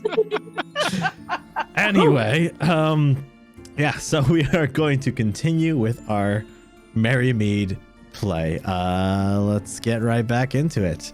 Boop. All right, and the snow is starting to accumulate a little bit. You got like an inch or two on the ground at this point. It's coming down slowly and lightly, but it's still pretty nice. So as everyone walks over to the mayor's house, and the nameless knight knocks on the wall. The frame of the door. The frame of the door. A voice from within says, "Go away! I don't want to talk to anyone." No, it is I, the nameless knight, and I need to speak with you. Nameless knight? I don't recognize your name. That is because I have none. Well, how's that make any sense? What do you mean? Oh, if you have no name, but you called yourself nameless, that's a name, isn't it? No, it is because I have no name that I am nameless. So that is a name in and of itself. No, my real name is Mark. Wait, can I talk to Nameless? This is Nameless, yes. See, you answered. That's your name. Well, no, because nobody knows my name, so they think I am just Nameless. But my actual name is Mark. Yes, that's my name, Mark. But it actually wasn't. His name really was Nameless. And the producer looks right at you. Oh, you caught me in my lie. It is actually Nameless, my name. I It is knew on my it. birth certificate. This is why I don't talk to any of you. Now go away. I'm sorry, I did not mean to lie and mislead you. I just thought it would be a harmless joke. Oh, what do you want anyway? I want to speak with you. We're talking right now. Would you please open up your tent to me? I see no need. I have a couple of your villagers here with me, and they are The villagers. wondering. Yes. They're wondering if you would potentially allow us to find that elixir that you are hiding from town. An awkward quiet rushed over him. He knew exactly the elixir he spoke of. The mead. He was not ready to give it up, still reeling from the loss of his wife, Ethel, alcohol, and his pet goldfish, who had died of just small amounts of mead. He thought for a minute and he said, well, I must put a kibosh to this. And he opened the door. Before you stands an older man, a man who has seen quite some stuff, but he was still somewhat good looking, better than the ice statue had given him, of course. You know, the ice is hard to capture someone's physique in, and the actor who's playing him, he looks over, he's like, thank you. He's like, yeah, no problem anyway. So as you could see, he was a desperate man. He like looks at him, he's like, he like puts a frown on his face, but not that desperate. He was a sad, desperate man, and he like kind of goes for an in-between, but it just looks awkward. And he's like, roll with it, everyone. Yeah. And he addressed the crowd. So as he walks out, he's like, yes, townsmen and nameless, you have surely heard lies of a potion that can aid you, and surely I tell you there is no such thing. No, never has been, never will be. This is Dry Town. Cheers. No, underneath that statue there, that ice sculpture of yourself, there is a lot of this elixir. I know that for certain. A bead of sweat began to roll down his head, and he looks over at the mages. He's like, create water. And one of them's like, okay. And he creates 2 gallons of water right over his head. It just like drenches him. And he like looks up. He's like, no, there's nothing below the statue. Leave it alone. Everybody, look, he is so nervous. Of course, he is sweating. More sweat. And 3 of them do it. It's just like, he's like drenched, just constantly pouring down his head now. Sad strong man steps forward and he says, Alan, I'm sorry, Mr. Cahal. Mr. Alcohol is my last name. Al. Mayor Cahal, if you will. First name's Grain. Grain Alcohol. Grain. Alcohol. How long have you lived here? I'm looking across the set at the producer. He's like giving the sign to just make something up. Like a really long time. So anyway, perhaps this man has a point. We all have a goal to accomplish. What goals Maybe could you this have magic here? elixir could help. Come on, Merrymead. He says it'll help me do the quaddle scoddle. Yes, everybody has a goal. This small little one wants to do the quaddle squaddle. This man over here wants to lift 1 pound above his head. This lady, she needs to miss a target. And this one over here, she, I don't know, wants to put books away or something. I'm in the background going, I don't want to miss a target. I really don't, actually. He's like, well, why would you want to do these things? What use is there in accomplishing things? It is very useful to make use of yourself. Please, even if there was a magic potion, which I don't know what you speak of, how do you even know it would work? And at this moment, the nameless knight remembered he had a small stash of mead on him, just enough for everyone there. Well, you see, in my bag here, I have a very small stash of this elixir, made in a very different place. But it is the same stuff, nonetheless. I am certain that every one of these people here will be able to accomplish their goals if they take a sip. And I open my bag, and then I just say, my eyes go wide, and I just say, Mead! and from behind the scene, you see one get skied up in the air, and it like takes a couple seconds, and then it starts zooming down towards you. Give me a reflex.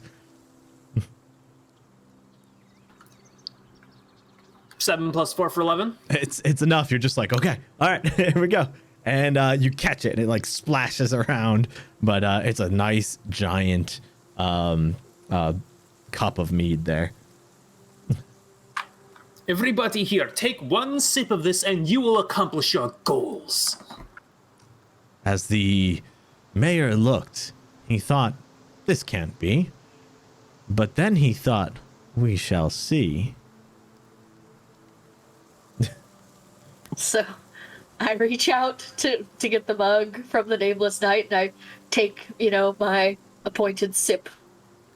And just kind of pass it along, and then I kind of like take a little like running/skating start to see if I can pull off my quaddle scottle.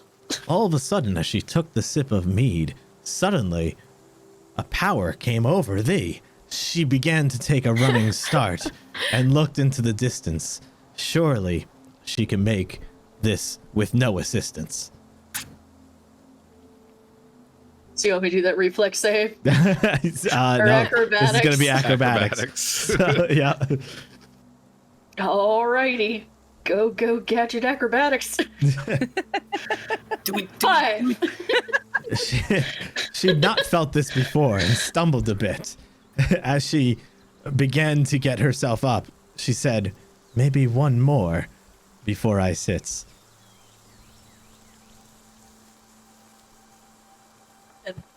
She took a giant leap, and a twirl began, and he looks over at the mages, and the mages like, yep, and they all like start moving their hands, and they lift you off the ground, and they twirl you about, and they make you do a couple. I'm like, oh Jesus, oh shit, oh shit.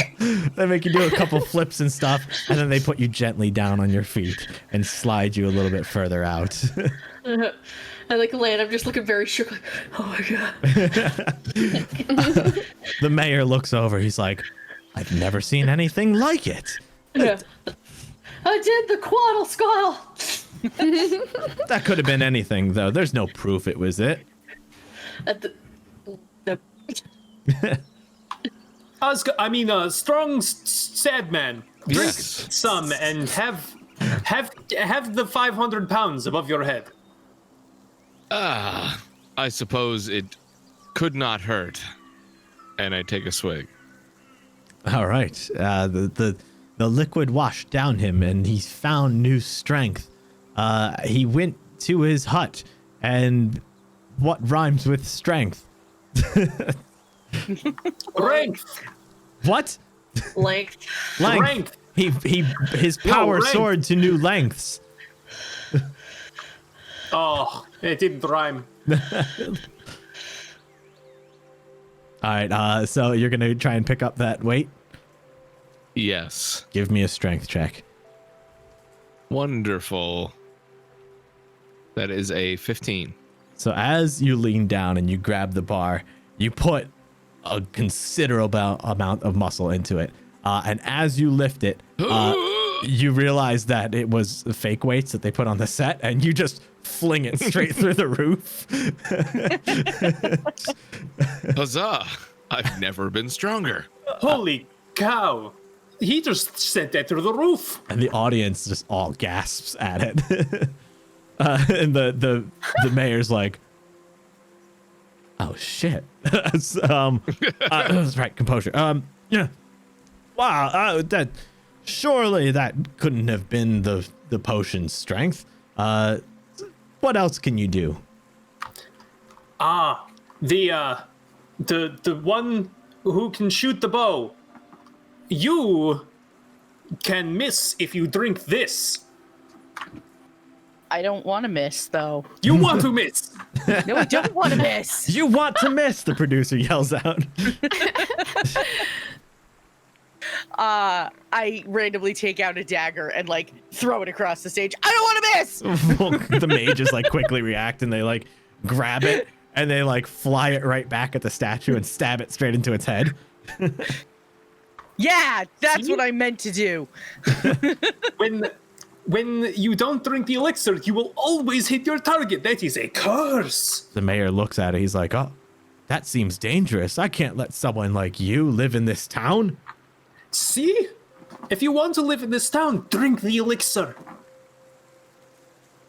Fine.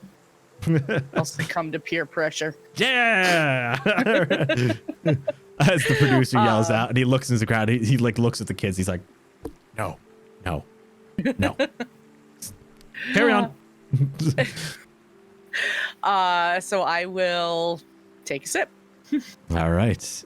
And as you do, he looks over at the statue and you just see some of the mages over to the side just drop their hands and the arrow and the dagger fall out of it. And he's like, I could have just been them melting out of it. There's no guarantee. Well, why don't we give it a test? Why don't you try to hit that statue with another dagger? I like whisper very loudly across the stage to the producer, I'm gonna get my daggers back, right? Yeah, of course. Yeah, well, we got it. Don't worry. Just throw it. Just throw it. Okay, thanks. And I take out another dagger and I throw it. Give me a range attack with that dagger. 13. It's pretty bad. Yeah, you miss Wow, it. You thanks. just sky it. You just sky it. It does not land it. It like scrapes over one of the huts next to it. And he's like, the mayor's like, okay, all right, well, then I guess maybe, but no, there's no way. Lastly, the lazy librarian, as soon as she takes a drink of this elixir, then she will want to put away her books. But first, before I let her drink that elixir, I need to get a different elixir. And that elixir is water. What water? I shout water in like a questioning, to see if they'll throw a water at me. The stagehand's like, he like looks over to the mage. He's like, yeah, water. And all of a sudden, just 2 gallons of water just appear right in front of you and like splash down on the ground. I try to like cut my one free hand out to like catch a little bit of it. Okay.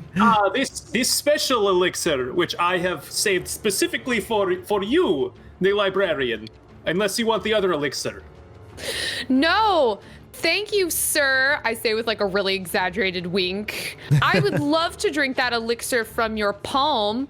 And I go over and like slurp it from his palm. Wonderful. The producer's just like, so she drank the special elixir, the most potent of all, and she felt no more need to stall.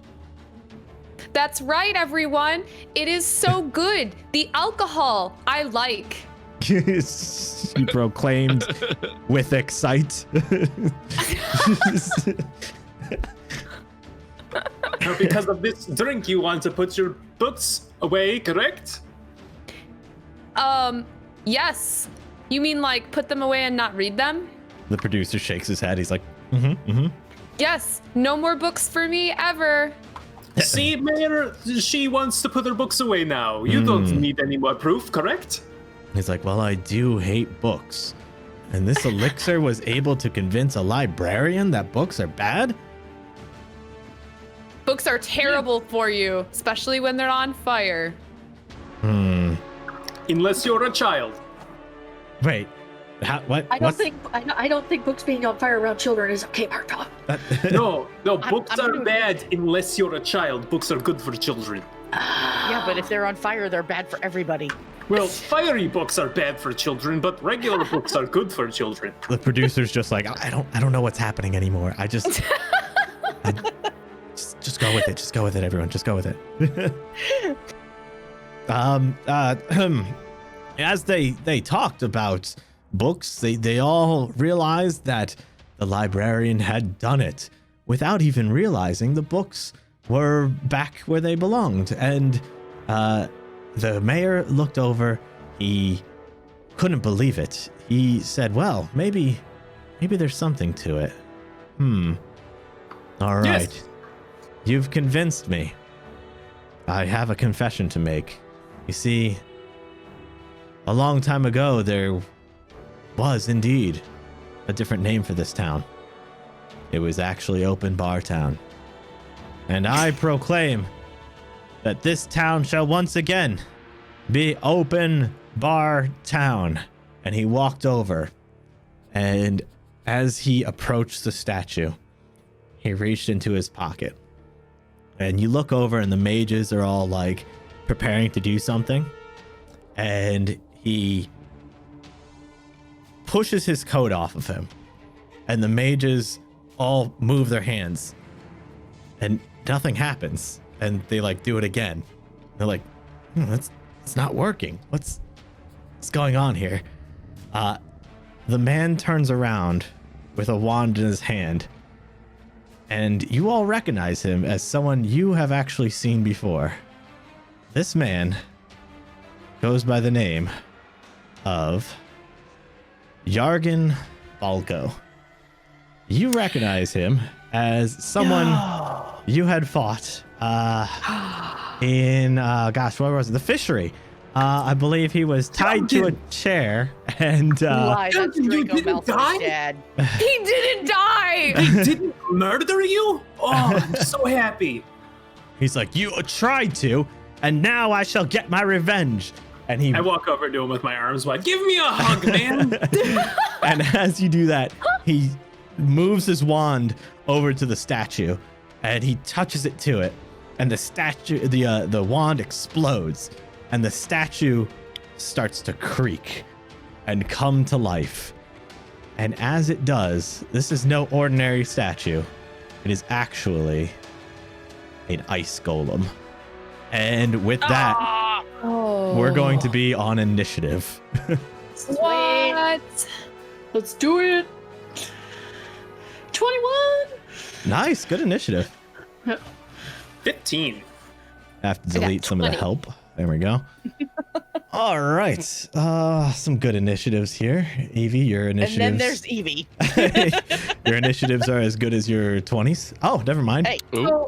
So as a like a catch up, can you explain who Yargan is? So Yargan was To the audience. yeah, I remember. so there was a when our heroes first set out, there was a fishery that was they were using kids to steal from locals, and then they were peddling all the stuff that they stole. But they basically enslaved the kids. They were beating them, torturing them, starving them.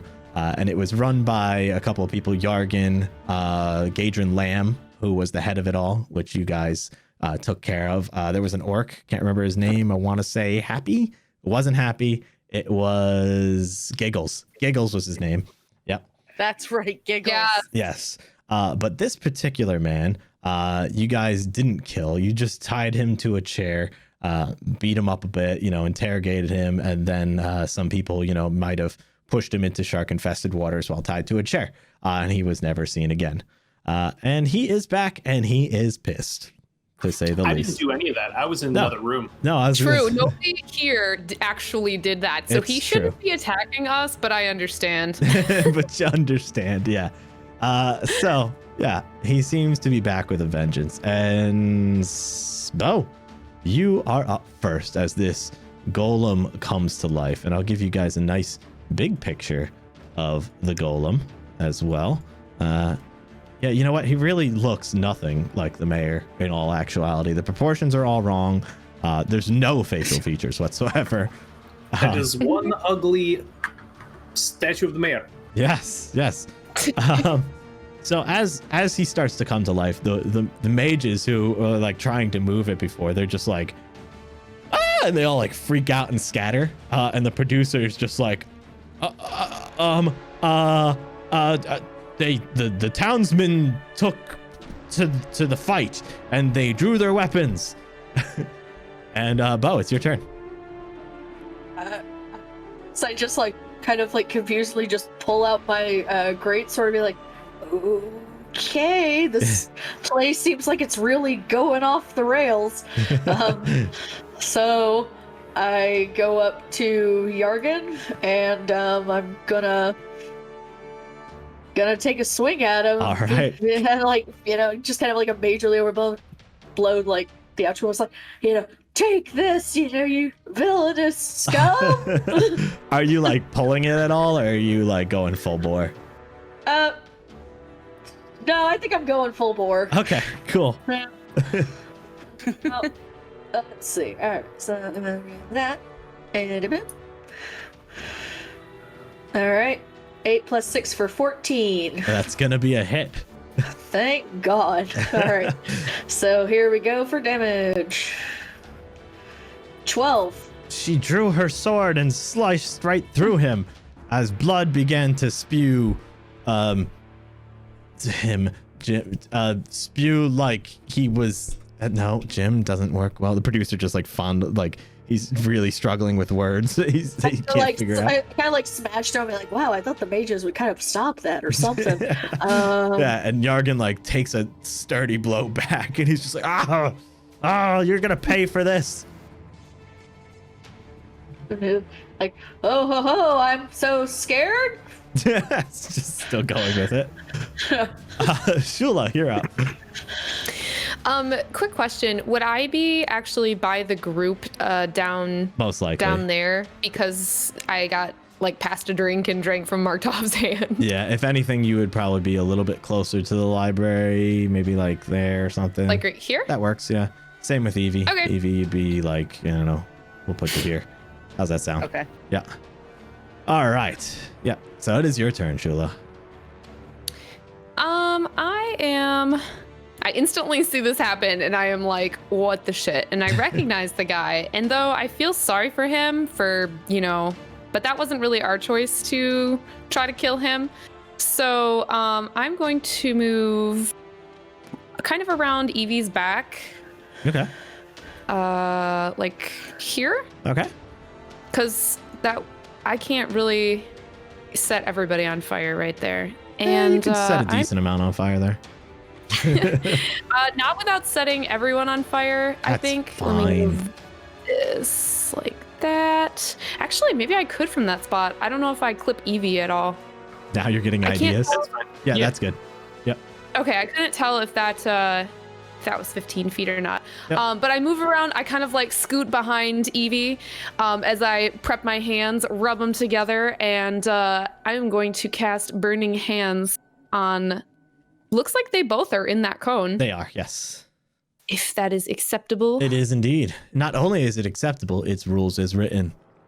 Hell yeah. All right. First on the golem. And then second Okay. on Yargan. Damn. All right. They both make their save, which will reduce the damage by half. But True. let's see what the damage is. Go ahead and drop it on them.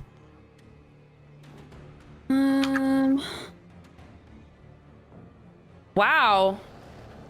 Don't worry. Let's see here. What's the and drop it on Yargan.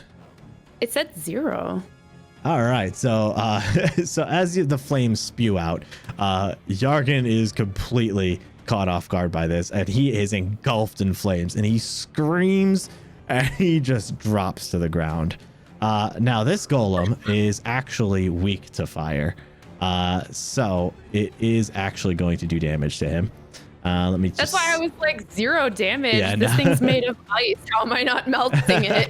Yeah, No. don't you know your Pokemon types? Yeah, he's clearly I was weak. just about to say that. So as the flames wash over him, you definitely see like parts of him start to melt. Let's see here. He is going to only take half damage from it. But let's see here. So it was 5, and then he takes an extra 50%. That is not it would be 50% of the max. So he actually takes 10 total damage from it. Nice. Yeah. So And I feel satisfied as I see some of the ice just kind of melt off, and I'm like, yeah. yeah. So some of him just starts to melt and stuff, and he like kind of churns a little bit, and he like looks over at you. Just slowly shifts his attention. Anything else you want to do? No, that'll be my turn. All right. So so as the wait, you drop. Oh, okay, perfect.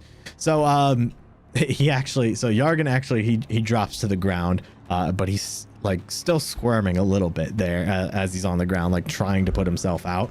And the producer's just like, and fire shoots out of the librarian's hands, for who knew she was also a secret wizard. Just, gosh, man, I really need to get better at this. And Markt'ov, it's your turn. Okay. I want to say to the group, we should probably make sure that the mayor stays alive for questions afterwards. You hear I'm an gonna come audible around. groan out of him at that. Yeah, I'm going to come around and then I'm going to attack the golem. All right, absolutely. Let's see it. So as he makes his way around Yargan, he comes right up to the golem, takes a swing at him for 17 plus 8 for 25. which connects solidly. The sword Awesome. tings right into him. Let's see how much it does. It'll deal 1 plus 3 for 4. All right. So as it Slash. tings right on him, it just bounces right off. It doesn't seem to have any effect. Huh. I should have seen that coming. And the golem just like creaks down and like looks right at you. Come at me.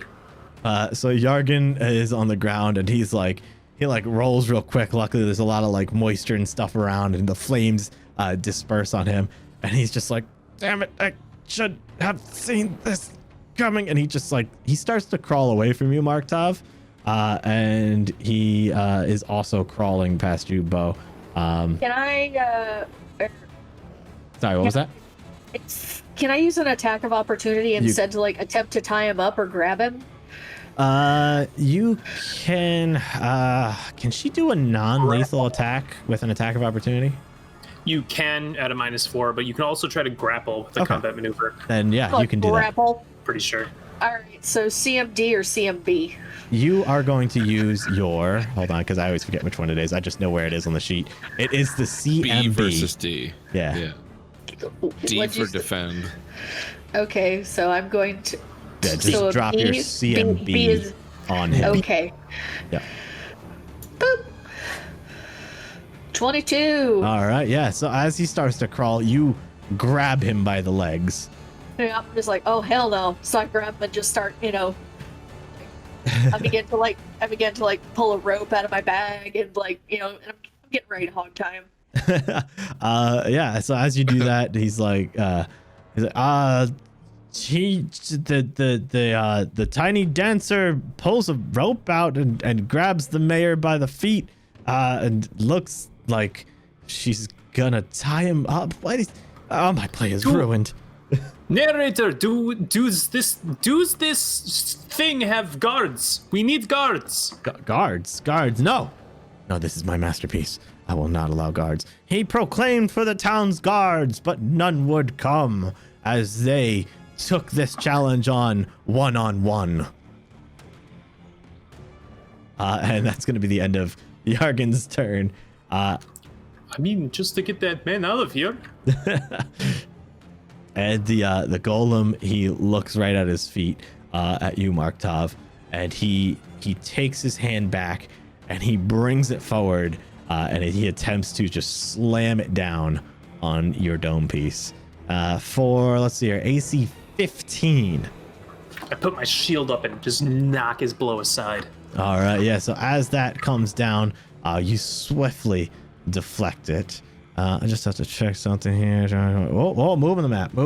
Earthquake happens all of a sudden. Oh as usual. Whoa! Oh, yeah. Okay, perfect. That is so he looks at you and he comes in with the other hand and he is going to attempt to smack that one on you as well for AC 19. I bring my shield back up and I knock the blow aside. All right. Yeah, so you just stand there one-on-one with him and you're just deflecting those blows back and back. And the producer's like, "Oh, this is great. This is great. We've never had anything like this." Evie, it is your turn. Okay. Well, Evie's pretty sad that she doesn't have 2 of her daggers right now. You've got more. So, yeah, it's okay. It's okay. She literally can't miss. Yeah. She's Archerina. The great Archerina. Yeah. I'm gonna pull out my longbow. All right. And I'm going to shoot it at Yargan. Okay. Oh, okay. Man who is on the ground being grappled by Oh, that's right. Okay. Okay. Like, please don't crit fail and hit me. I am going to. I still have another Tanglefoot arrow that I made. Okay.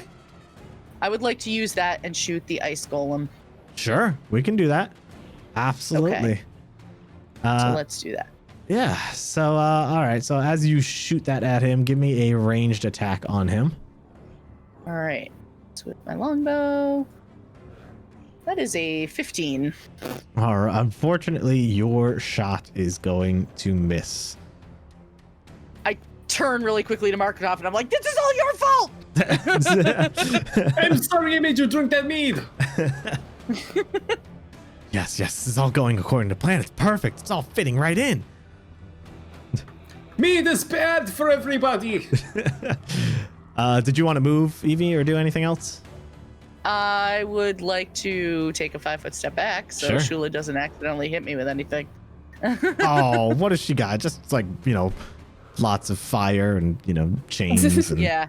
all sorts of weird stuff that she keeps on her. Anyway, Osgar, it is your turn.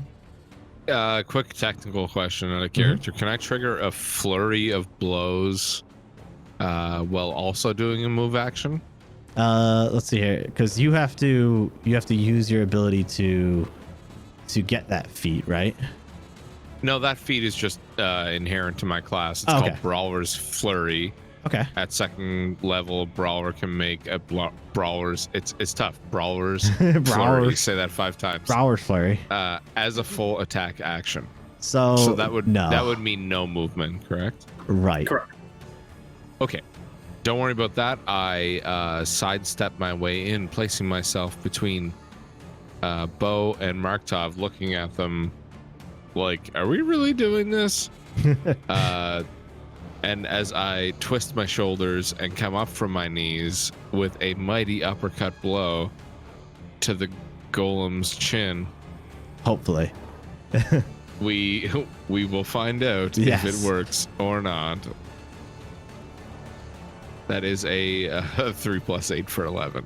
All right. So as you take the swing up, you misjudge his stance, even though he barely moves, and you uppercut really close to him, but you do not connect. I pretend as if it was on purpose and be like, "Let that be a lesson to you." A weird groan comes from him at just the Iceman. right time. He's like,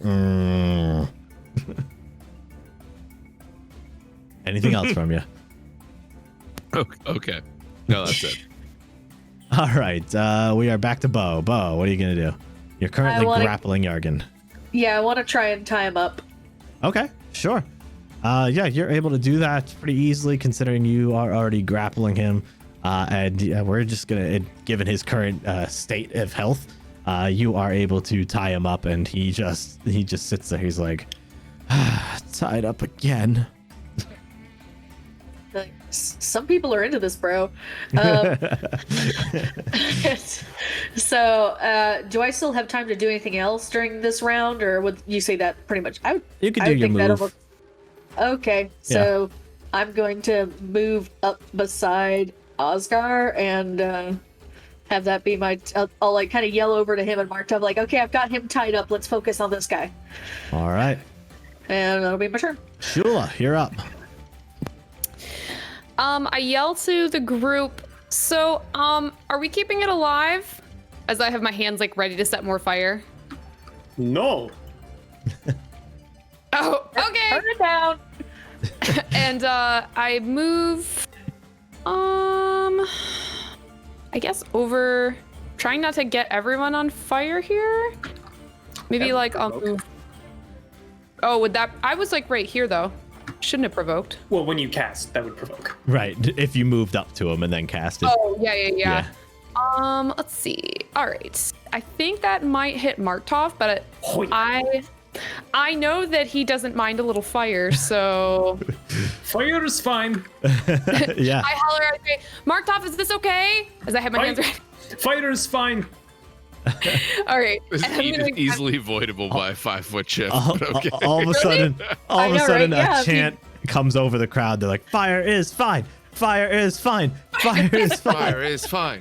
Fire is fine. As they're chanting, I wanna hop into the path of the flames. Okay, I'll allow it. I hear Osgar and Bo like talking about like how I could just move and I'm like I quietly like shuffle and hope nobody noticed So that I'm not very tactical. I have a way this is gonna work. But yeah, proceed. Markt'ov is more than he can jump in the fire if he wants to, but I am going to cast Burning Hands in that little area. All right. So Markt'ov, I'm gonna want a reflex save from you, and should you pass your reflex save, you get into the fire and take the damage. Okay. 19 plus 4 for 23. That's a pass. That's a ranged Lord. attack. That's a ranged My attack. man. You need a reflex save. Whoops. Ah. I mean, my reflex Oh, is the I same. would've- Okay. I have a Oh, plus is 4 it same, reflex save. same bonus? Yeah. Then that's fine. All right, perfect. Hell yeah. That's a pass. Hey. So Shula, as you cast this, all of a sudden Markt'ov like dodges into the fire, and the crowd goes wild. Do you want me to cast it on him? You're only gonna cast it on the golem. Markt'ov is going to take full damage from it Okay. because he can't reflex to get so- into it and then reflex to dodge it afterwards. The golem is surprisingly nimble and continues to only take half damage.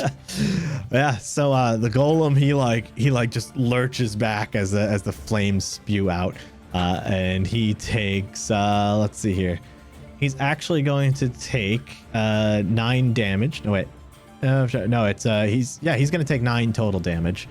And Markt'ov, you are going to take a healthy 6. It looks like. Yep. I cringe as like Markt'ov gets in the flames. I'm like, I have to remind myself, like, it's okay. He's kind of resistant to it, He's like going for it now.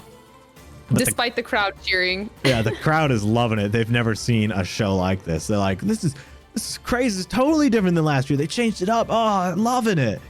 That guy got burned.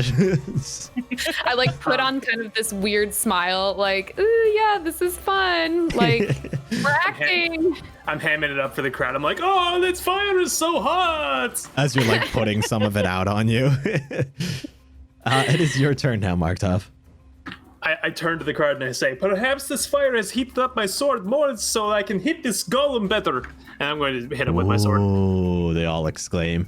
All right, yeah, hit him with the sword. Oof, 4 plus 8 for 12. It is not working for you. So as you take a swing, you swing the sword right through an area that was previously there on him, but has recently been melted by Shula. Oh, sometimes you miss the shots you don't take. That's true. That's very true. I'm gonna 5-foot shift and that'll be my turn. All right. Yargan sits there and does nothing. So the golem, he like looks around himself, and he sees these other guys at his feet here. He turns his attention from Markt'ov to the 2 people who have just approached him, and he is going to give each of you a lovely swing of his fist. So to one of you, Osgar, he is going to come at you with a 12. That's a quick sidestep. All right, you masterfully dodge it. And Isabo, he comes at you with a 15. I just kind of quickly like lean back, like whoa. And he's swinging wildly around him, and he's still unable to hit anyone. Evie, this guy actually has a really good plus to hit as well. Like, I'm rolling terribly. Good. Good. Not feeling a whole lot better about the fact that now I'm down a couple daggers and I don't have my Tanglefoot bag. My Tanglefoot arrow that I've made. Yep. I'm feeling kind of sad. Oh, I'm gonna wait. You're gonna wait. I can't. I'm assuming it's the same day as the chase. Tis Is it indeed. once per rest, or how does it? It's Once once, a day. per day. So I can't do that either. Okay. I'm gonna just try to attack with my regular bow and arrows. Okay, he is in hand-to-hand combat as well. So that's a -4. Yeah. Okay. Because, we all know Evie can afford a -4. Hey, that's Apparently an 18. she can. The maid did her well. She pulls out the bow, her old tried and true companion, and the arrow flies and hits into the golem. And let's see how hard it hits. It hits for 10 damage. All right. So as it flies into him, it looks like it, clearly doesn't penetrate this ice as well as it does, but it certainly makes a dent into him, and it lodges itself in there. Nice shot. Okay. Thanks. I sort of nod satisfied with the whole thing. Yes, excellent. Anything else you'd like to do? Nope. Perfect. Osgar, the naughty bread boy, as your name still is in the game. Yeah. I can't even remember the original joke, but I'm into it. It's RemovedDisc's My cat. son. Yes. He's a naughty bread boy. Yeah, The he naughty likes bread boy. his cat likes to eat the bread off the table. Who doesn't? That's really? true. That's true. I will. Seeing this ice golem take a couple hits, I'm going to take my opening for a quick jab followed by a hook. Oh, are you with doing the flurry? A flurry of blows. All right. So I'll sacrifice my move to do 2 attacks. Yes. There's a bunch of math, but trust me that they're both at a -2. Works for me. Gotcha.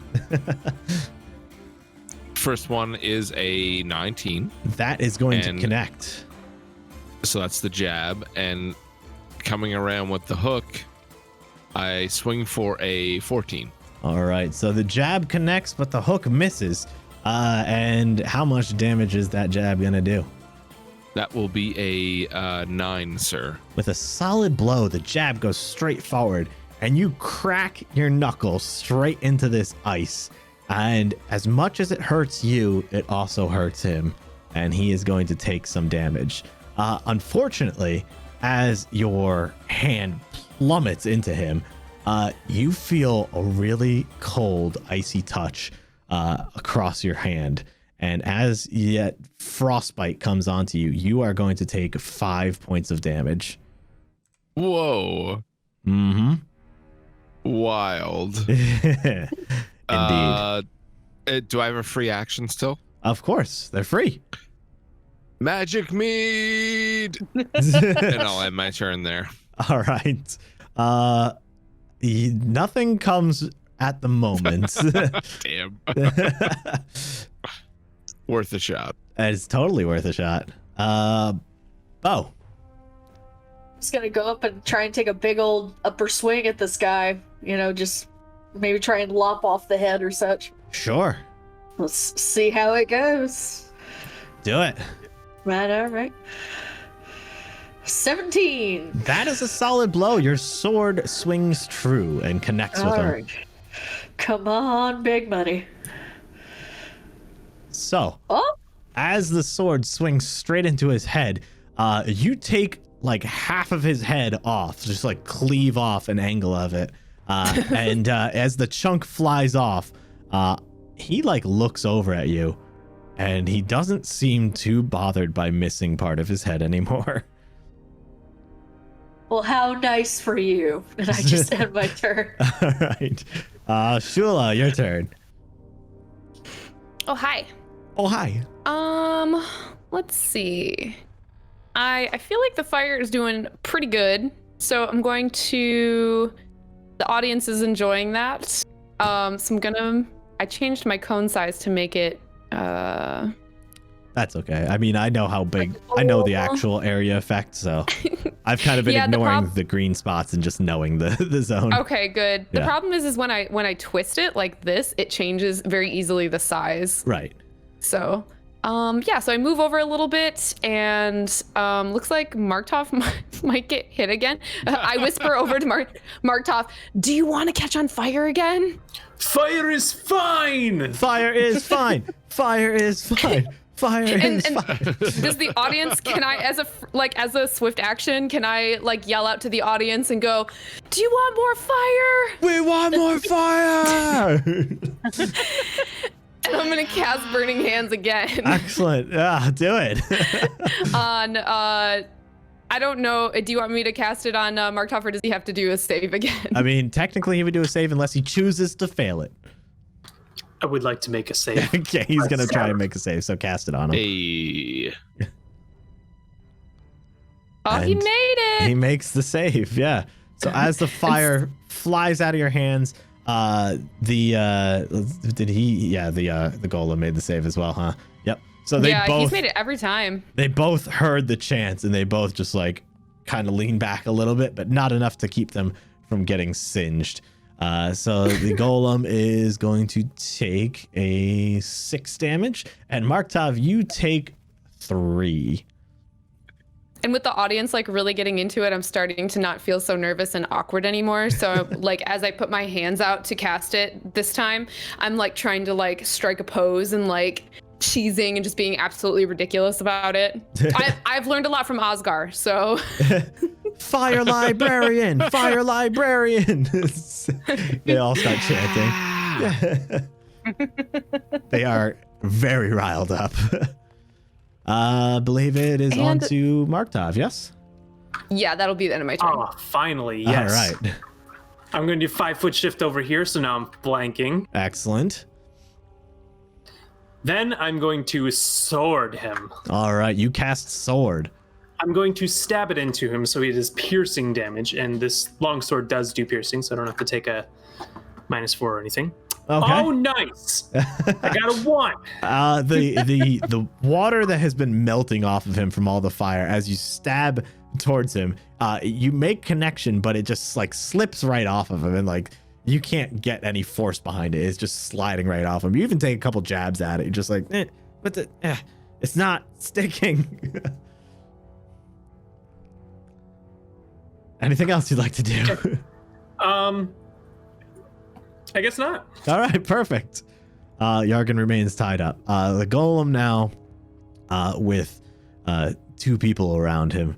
Well, now that he's surrounded, he has chosen to take a swing at the 2 people who did damage to him this turn, and he is going to slam towards Osgar with the left. With the left, Osgar. Someone's had too much mead. I don't even have mead. My wine ran out a while ago. Maybe that's why. My wine's actually. Yeah, Come to think of it, that makes a lot of sense. So he misses with the left hook, and he is going to try to come in with the right hook on Isabo. And Isabo, he is going to connect on you. This is so rude. So as that swing comes in, you had just finished lopping off a chunk of his head, and he counter swings with his fist, and he is going to hit you with 13 damage. Owie! And he plummets into you with that fist. And for a second, as a fist connects with you, a cloud of snow poofs up, and no one knows what happens. And as it settles down, you see Isabo has certainly taken a strong blow. Evie, you are up. Okay, well, seeing that I was mildly effective with my arrows the last time, I'm going to do that again. All right. The great Archerino winds up once more. And That is not nearly as good. That's a 5. That one goes wide, unfortunately, and goes straight. It goes straight into a tent. I meant to do that. Totally. The mead is helping her with her goal. That was not my goal. That was your goal. The crowd's like, yay! Morals. She wanted this. Yes. That's it. That's all I got. Oscar, you're up. All right, I will use a move action as part of martial flexibility. Okay. I'll take improved trip, which is a combat maneuver. Okay. That will give me a +2 bonus to all checks made regarding trips, so to defending or attacking. Okay. And I will not provoke an attack of opportunity in doing so. Very nice. You are also I will flanking, attempt. that gives you an additional +2. Yep. Oh, thank you. Yeah. So that would put me at a +4 to trip. I'm going to attempt to trip the ice column with a low spinning kick. Okay. Let's see if you can trip the 7-foot, 500-pound ice golem. I can lift 500 pounds over my head now. If I can lift 500 pounds, I can trip 500 pounds. If you can dodge a wrench, you can dodge a ball. That's right. Let's see it. I think you might actually be happy with the results. Let's see. So combat, and then I want a CMB roll at +7 +4. I rolled it in chat, but that's an 18 total. You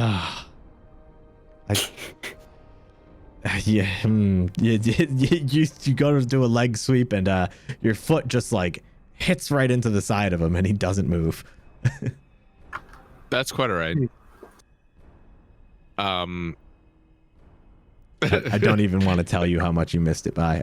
Probably not a whole lot, but do you have that one feat that we were talking about earlier? That one combat maneuver feat? Oh, you know what? I may have taken. Because if you do, get an additional. I may have taken trip as my. Let me just check my feats. I don't want to hold you guys up. I'm talking about that one specific feat that gives you an additional flanking bonus for combat maneuvers. What's it called? I'm looking at it. I took maneuver training disarm, not trip. That's not it. Spoiler alert, you missed it by 1. Yeah. It would have counted, but rip. it doesn't. That's fine. So close. Martial flexibility does last 6. And you included your flanking bonus, right? Yes, I did. Yep. I believe it lasts 10 minutes. Martial flexibility. I'll look it up. But so it's gonna last at least combat next round. Yeah. At least next round. Yeah. If at first you don't succeed, just continue. Be a rules lawyer. Yes. There you go. Perfect. Excellent. That's it for me. Thanks. All right. So Isabo, you just kind of reels back and feel like, man, my teeth are freaking feeling loose, asshole. I just kind of coming back at him, taking overhead swing. All right, chopping down straight into him. Let's see it. Yep. Oh, so close. As you chop down into him, it just glances off of one of his shoulders. Damn it. So that'll be my turn. All right, Shula. I'm going to let's see. I saw Bo kind of fly back, and I know that Markt'ov has been set on fire a few times, so I'm going to. He likes it. He's into it. I know. I'm going to take a back seat from the audience for this one and cast Channel Energy while excluding the Golem and Yargan. Okay. I like it. The crowd continues to chant, "Fire is good! Fire is good! Fire is good!" I see Marktov's right in front of me, so I just kind of hide behind him for a second as I'm quietly praying to Serenray. Okay. And... I'm chanting along with the crowd. Okay. For 5 points of healing for everybody. All right, everyone feel free to heal yourself for 5. I pressed the wrong And if button. Now I you- have 25 damage. Well, And just remember, if you So are rough, at yeah. full health already, or if you were injured for less than 5, you will have temporary hit points. Sweet. I have temporary hit points. And then I'm going to kind of just keep moving around here a little bit, okay. moving over here, and that's going to be my turn. Alrighty. Markt'ov, you're up. I spelled maneuver wrong. Let's sword him. Let's change it up. Yeah, we're gonna sword him a little bit. Oh, a good change. Are you going to go for the stab again? Oh, of course. Yeah, All the right. slash didn't really help me out too much last time, so stabby. I forgot to add the flanking bonus. That's gonna be a 21. It's still a hit. So you drive this sword straight into him. For how much? Heck yeah.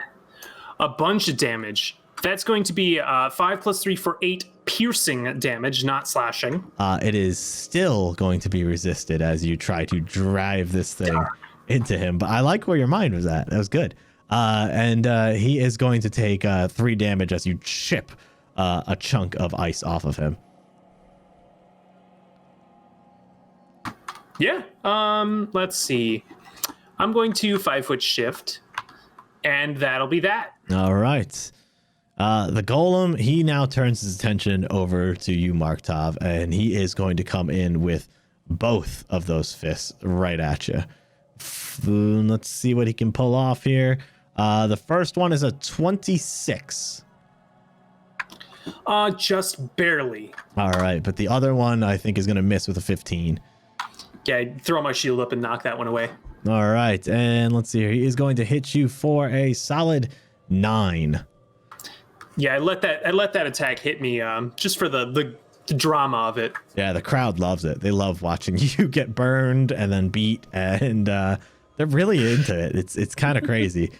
You definitely notice as this punch hits you, it didn't hit you with a ton of force, but the sheer coldness of the touch seemed to have, rended your flesh, basically. Gotcha. Evie, you are up. And once again, pulling out an arrow. What? What? This is I know. crazy. My mind is It like, is crazy. you know? I know. That's how Evie feels right now. It's like that.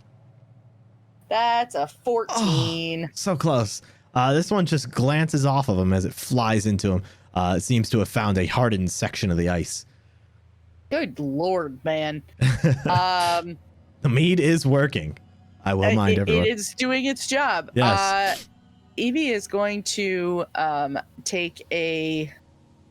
Let's see. She's going to move over next to Osgar in preparation for her next turn. Okay. Okay, I like it. Osgar, you're up. All right. Holding my shin in slight pain after kicking what felt to be a tree stump. I'm going to attempt with my other leg. However, this time I have much more resolve. Okay. I'm going to fight dirty. Ooh. I'm going to say, look over there, to the ice golem pointing off in the vague distance. Dirty fighting is, of course, a feat of my class, Okay. and it allows me to either forego an attack of opportunity or add an additional +2. Okay. This is where Pathfinder comes into play. Okay. Whereas my improved flexibility, or the improved trip via flexibility, Right. allows me to forego the attack of opportunity. I won't be facing one, so therefore my new bonus will be a +6 as opposed to a +4. Gotcha. All right. So basically what you're trying to say is you got another +2. Math. Gotcha, I'll okay. have another +2 to Perfect. trip this motherfucker. Oh, You shit. ready? All right, let's go. Oh, shit. Oh, shit. Here we go. So I'll come down with a low swing with my other foot for a 20, sir. So as you point and you say, hey, what's that over there? He and he looks and you Idiot. sweep out right from the back of his leg. And yeah, you trip him and he falls to the ground. Did not expect that to work. I stand back surprised. So is this over? Looking like line looking for the producer, hoping to make eye contact with a PA or someone. Like The producer's just kind of like sitting there with his mouth open. He's like, "Fire is good. Fire is good." Fire is good. Fire is I look at Shula. The crowd wants what they want, and I end my turn there. All right. Bo, Yeah. you are up. Seeing that he's on the ground, I'm just gonna be like, "Oh, yeah!" and just kind of go for it. All Let me right. add on my flanking bonus. Yeah. Let me see if I. Single- Let me see if I can give him the. You know what? I don't even need to give him the status. He's fine. All right. Well, prone gives him a -4 to his AC. Oh boy. Son of a biscuit. Unless I feel like I haven't he's pulled probably this. fine. Unless Feel free to roll me a d20. Yeah. Oh, 13. What's a 13? Oh, no. Tiny Dancer, Okay. unfortunately, you are still wearing those ice skates. And as you take this big Oh, no. swing, you twist your ankle because you're not used to the footing. You have a 1/2 movement speed, and you cannot charge I for... just kind of like go down and hold my ankle. I'm just like, why? Why? And you can't charge for 2 rounds, okay? Oh, darn. No Yeah. charging. All right. That'll be my turn. Excellent. Shula, you're up. Fire is good. Fire is good. So the golem's on the ground, right? Yes. Okay. So I like feel all this pressure when everyone's like, "Fire is good," and I just turn. I turn to the tent right here. Oh, no. Wait, no. This Oh, one right God. here. And oh shoot, the stupid cone. And fire is good. there. Fire is good. Okay. I move over here and I'm like looking at the crowd and I got my hands up and I like turn to the tent right here and I cast Burning Hands on the tent. So as The one that Evie was inside. Whoa. So as the fire spews out of your hands, the tent like ignites into flames and it catches quickly, and a huge pillar of fire just starts rising out of it, and the crowd's just like, yeah, more fire. I'm trying to do damage on the hut, but it won't let me. Yeah, because it's not an actual building. Yeah. So I'm just cheesing at the audience while I'm like setting the tent on fire and like not even realizing, well, I guess forgetting that this isn't real. This is like a production, and I'm sure that the producer is not thrilled. Oh, the producer's loving it. He's over there. He's going with it. He's like, yeah, burn it all. Oh, good. Do it. Okay. Yeah. The Then crowd's I loving it, may- so he's loving it. I may accidentally just burn the whole damn thing down. So That's fine. It's just Citadel Volshnek. It's fine. It's yeah, just no the guard- worries. It's just the guards, Oh, Shula, I appreciate your enthusiasm, but this ice golem is not dead yet. He's not dead yet. I'm going to attack this thing with my sword. All right. That'll be a 14 plus 8 for 22. Yeah, you think you found some good spots to hit where you're pretty sure the sword can sink in with decent effectiveness, and you certainly find one of those spots and hit him. I'm just whacking at him right now. Yeah. That'll be an 8 plus 3 for 11. It's a solid blow. You take another good chunk off of him, and he takes about 6 damage there. Nice. Yeah. I'm gonna shift in front of Shula, Okay. and that'll be my turn. All right. So as the golem, he spins around, and he is going to focus on Isabo and Osgar again. All of a sudden, one of the crowd goes, "Let's light this up!" And all of a sudden, he throws a burning cup of mead from the audience. Oh, So it's a meat. Can I try and catch it? No, you cannot, because it's poorly thrown, and Oh. it crashes just in the middle of the top left of that circle area, and just splatters on the ground. Oof. Did someone say meteor? I heard that, didn't I? No, chat just said it though. Okay, yeah. I thought I know you were saying something, and then I saw that written in chat, and I was like, I said a Medikov cocktail. oh, I like the meteor as well. That's a good one too. Lots of good ones. Meadlatov. Doesn't flow off the tongue as well, but I like it. Anyway, so that misses, and the golem is going to take some swings. He would have to get up first. Oh, that's right. He's on the ground. Good call. Thank you. Bam. So, yeah, he's actually going to attempt to stand back up, which I believe will provoke some attacks of opportunity for anyone Anybody who would with like melee to. can make it. Yep. He is prone technically, so you still get your +4s. Yep. And you're flanking with me. Yep. Who is flanking with you? Me? Everybody is. Yep. Gotcha. Aside from Evie, but I don't know if you're attacking. Where's my sword? Yeah, gotcha. All right. So I'll take it. Why not? I'm gonna take some damage in hitting 3 him, plus but- 14 for 17. all right, Markt'ov, you are going to connect on him. Okay. Damage. Disc. The roll that I'm doing is a +4. Yeah, Yes, I mean- so you get a +4 to prone creatures for melee attacking. -4 And for a range plus attack. and a +2 on top of that for, For flanking, correct. Mhm. Yep. so a +6 total. So I and would just roll get. to attack. So I would get the +2 for prone. It's a 32. No, you get the 4 for prone. 4 for prone, And and 2 then for flanking. holy crap, a 32. and Yes. 2 for It was a flanking. big Yeah. hit. So you yeah. get the +6 as well, Bo. Okay. So I'll let him roll dabblage. Osgar, you definitely hit. That's a 8 total. All right. Yep. Now I'm gonna wail on him or attempt to. 24. That'll hit as well. For how Yeah. much? Sure enough. Or get 10, and he resisted, so 5 damage in total. All right, and Evie, do you have a melee weapon? He do. did, I though. have my masterwork dagger, which is what I was planning to use on my next turn anyway. Well, you can stab him now as he's provoking attacks. No, I can't, because that's 12. You added the +4. Did you add Yeah, in did your? you add the +4? EV. Oh, nope. So that would be a 16. Well, I have some good news for you. Still miss. The mead is working.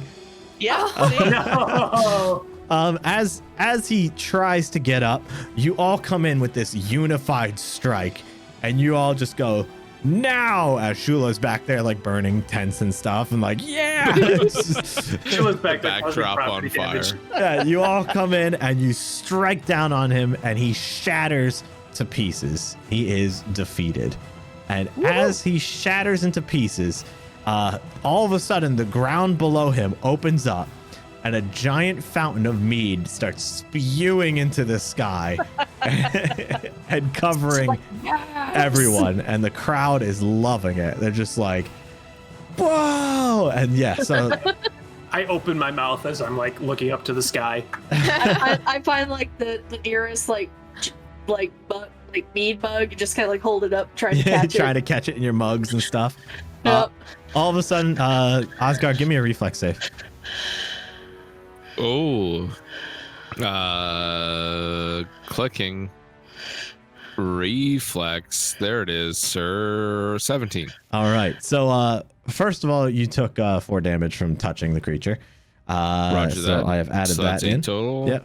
Oh, you And have? Okay, great. and as that happens and you pull your hand back, you sense something coming. You like move your head, and all of a sudden the cup of mead that you had asked for earlier flies by your head and crashes into the ground.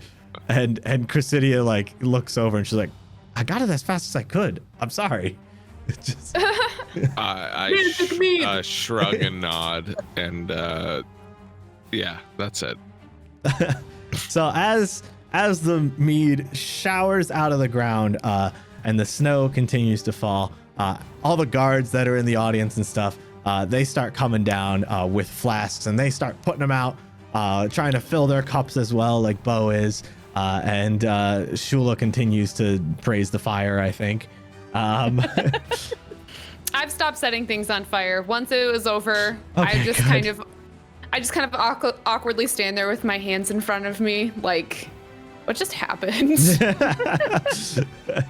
Yeah, and Chrysidia is kind of like looking at the same thing. She sees like Yargan tied up on the ground. She sees her guards like celebrating this tower of mead, and like the mead is starting to fall down and put out the flames of the tent that you've ignited and everything. And as she just looks around, she's just like,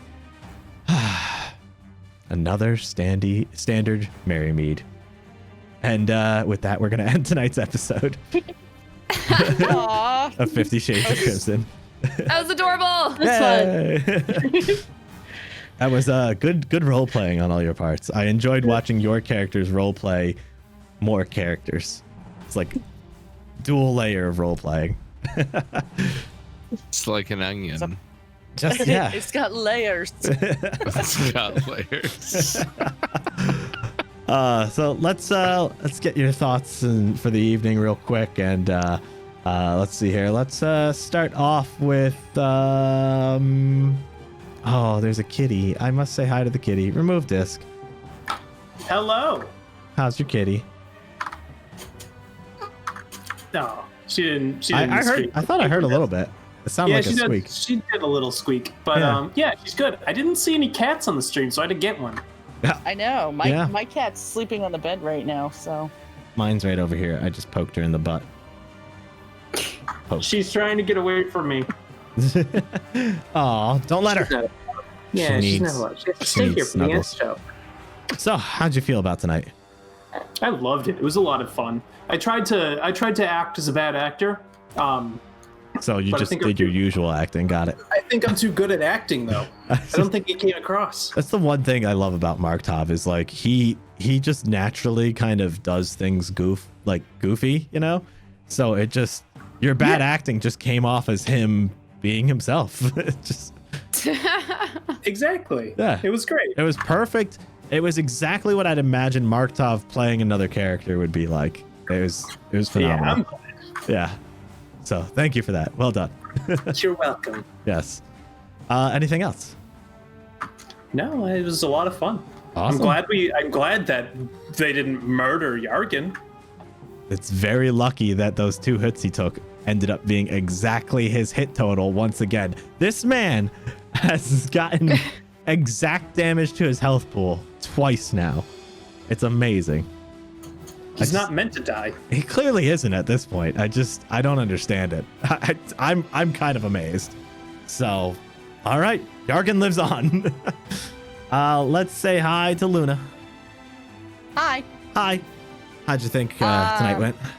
I thought tonight was a lot of fun. And I enjoyed it very much, and you did a great job. Oh, thank you. You also did a great That's job. about, thank you. That's about all I got, so. I particularly liked when I needed you to fail your attack roll, and you did for the storyline. So Yeah, I did that on purpose. totally, I tried really hard. I figured, given your history, it would be a good role play for you. So Right? yeah, I kind of banked on that one. I was like, oh, this will work out. It's fine. Right? I was like, that's just mean having her play a character that never misses. Come on. The funny thing is the DC to hit him was 17. So when you rolled Yeah. 13, you definitely like missed him, you know? Yeah. So, but yeah. had you gotten a 17, I would have allowed it. But Well, there you go. so be the rolls. Oh, thank you. The dice giveth and the dice taketh away. Mostly taketh. True. Yeah. Mostly taketh. Katie, how's it Especially for going? Evie. Oh, had a lot of fun tonight. Really enjoyed the little like play thing going on. It was fun. I really enjoyed right at the beginning. You went full into Tiny Dancer, and you're like, yeah, the floor totally tore up. It's just Trotting around in these ice skates, didn't take them off for the whole fight. no. Yeah. Did well. I should have given you negatives, but you know, it all worked out. I mean, you twisted your ankle. Yeah, then then did my little Nancy Kerrigan montage. Everything was great. So you do know things about ice skating. Excellent. Unlike someone else who was taking notes in the side chat and misspelled Saucow.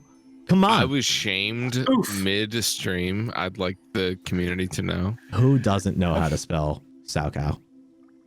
Come on. I would also like to point out that it's the Canadian who misspelled it. Come on. Oh. Hey, listen, I may have multiple Elvis Stoico posters on my wall, Right now? but Prove it doesn't mean that I know how to spell Salchow. I'm a triple axle Anna boy, would do. okay? I'm a He naughty were here bread right boy. now. I'm a triple axle boy. There's a few things you need to know about me. Don't come at me. Don't come at me. All right? I'm not a Salchow boy. I apologize. Floop, you also misspelled it. It's clear that no one knows how to spell it. Come on. Let me see if it's still on my clipboard because I don't know how to spell it. It Nope, is. that's- Well, it's no. not. S-A-L-C-H-O. There we go. S-A-L-C-H-O-W. You're just Northwind making got up it. some Yeah. bullshit anyway. you know? It's a All real right. thing. It is a real thing. It's a real thing. I know my ice skating. Mostly because I It's googled like it. triple and double, right? It spells Sal Chow. They do quadruples now because they're like, you know how like Tony Hawk invented the 900 and now everyone does 900s, you know? Oh yeah. Yeah, it's like someone at first did a quadruple and they were like, what? And now everyone's like, dude, you ain't cool unless you're doing quadruples. Yeah. So, yeah, Tanya Hardy can do it, so can you. that's right. Remember that. Right. One person did it. That means it's possible. Everyone Yeah. can do it now. Anything else, Katie? No, All right. not Sweet. really. Well, thank you for tonight. I appreciate it. Oh yeah. What Yotts. is right? Man, it is. It never ceases to amaze me how you can come up with something so seemingly random yet completely normal and fun. Does that make sense? Yeah, no, absolutely. Man, like, what an insurmountable task to the average person to just like hammer in to a pre-existing campaign a play scene where everyone adopts new characters and fights an ice column. But well done. It helps when I can just, choose what day of the year it is on any given time. It certainly helps, Now it's starting to be Good old Merrymead. What was that, Markt'ov? I said now it's starting to become winter, so you've already chosen. Maybe it was a false you've winter. Played your cards on that one. Well, I mean, this has a very Maybe- specific date to it. Maybe there's a wizard on top of a mountain who cast a spell that changed the day. And now he's going to change it again. Yes. Oh, Yes. maybe. It could be. It's well within the realm of the storyline. But I was actually waiting for a good time to reincorporate Yargan. So this seemed perfect, Nice. Yeah. Good. Which obviously you have no idea who Yargan is. But Yeah, I don't No know who clue. he is. yeah, not you. You know who he is. You just don't know what happened to him. But yeah, Osgar, they that was like one of the first guys they ever fought, and they weren't sure if they killed him or not. We'll just leave it at that. I Well, believe I recall that episode, like listening in, half moderating chat. Yeah, Yeah. I think that's the one where they had like that big old ethical discussion. Yep. Oh, yes. Yeah. Yep. Yes, But when there was and did Mike they was void talking about like, is killing someone, is killing an evil person still an evil action? Oh, it's still up for debate, I think. I mean, I Join didn't us in really- Discord to discuss it further tonight. Yeah. But not tonight because some of us want to go to bed. Also, it's Merrymead. Yeah. We're not going to talk Also, about it's this. It's Merrymead. Merrymead. Yeah. Also, Hey, it's Festivus, so it's time for the airing of Merrymead. grievances. That's right. That's true, actually. Festivus for the rest of us. Yeah. Get some strength afterwards. Well, thank you very much for your playing tonight. I really appreciate it. Cheers, buddy. Thank you. Cheers. And MandaManda. Hi. I am sorry we had to burn the books. It was, the wizards had to go with whatever people said, and people said burn the books. So, well, actually, they say burn the door, and they're not good. They're just Fire is good. they're entry level wizards. They're not good at this stuff. Fire I- is good. I like fire. Well, Shula likes fire when it doesn't involve like her not setting fire to bookcases. When it's just when it comes from a different origin, it's a little disturbing. I don't know. This seems complicated to me. I can't quite follow it. But anyway, I have a quick question. Are we not meeting in Discord after, like normal, or? Oh, we are. Okay, I wasn't sure. Oh no, I was just gonna meant that we weren't going to argue the whether Yeah. or not okay. killing an evil person is an evil act. Yeah. Yeah, we're not Your we're not ethical arguing. and moral debates Yeah. to the pre-show or the promote post. We do those on Tuesday. Yeah. Yeah, we missed our opportunity for those. Oh well. Oh Yeah, well. all right. Yeah. Rip. But I just wanted to say thank you so much, Decider, like for doing this for us and this, like little holiday special. It was really awesome. Little It was round fun. of applause. Well, thank you. No, It thank you. was You cute. guys were fantastic. Once again, I put most of the show into your hands. But I mean, I love your little like Easter eggs, like the fact that you brought back Jorgen Mhm. and the fact that like all the roles were hilarious. Like Shula has this new appreciation for Bo after tonight, like the way that she continued going around on the ice skates and just she was thoroughly impressed. So it was really, really cool. But yeah, the whole episode was awesome, and I'm glad that we got to do something special tonight and that we could all get together.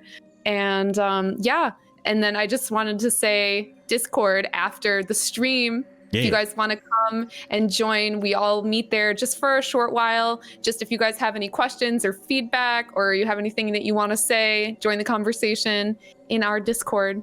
Hell yeah. After. We'll be there. And make sure you join the Twitter giveaway. That's another thing. Look at that. I remembered. I did it.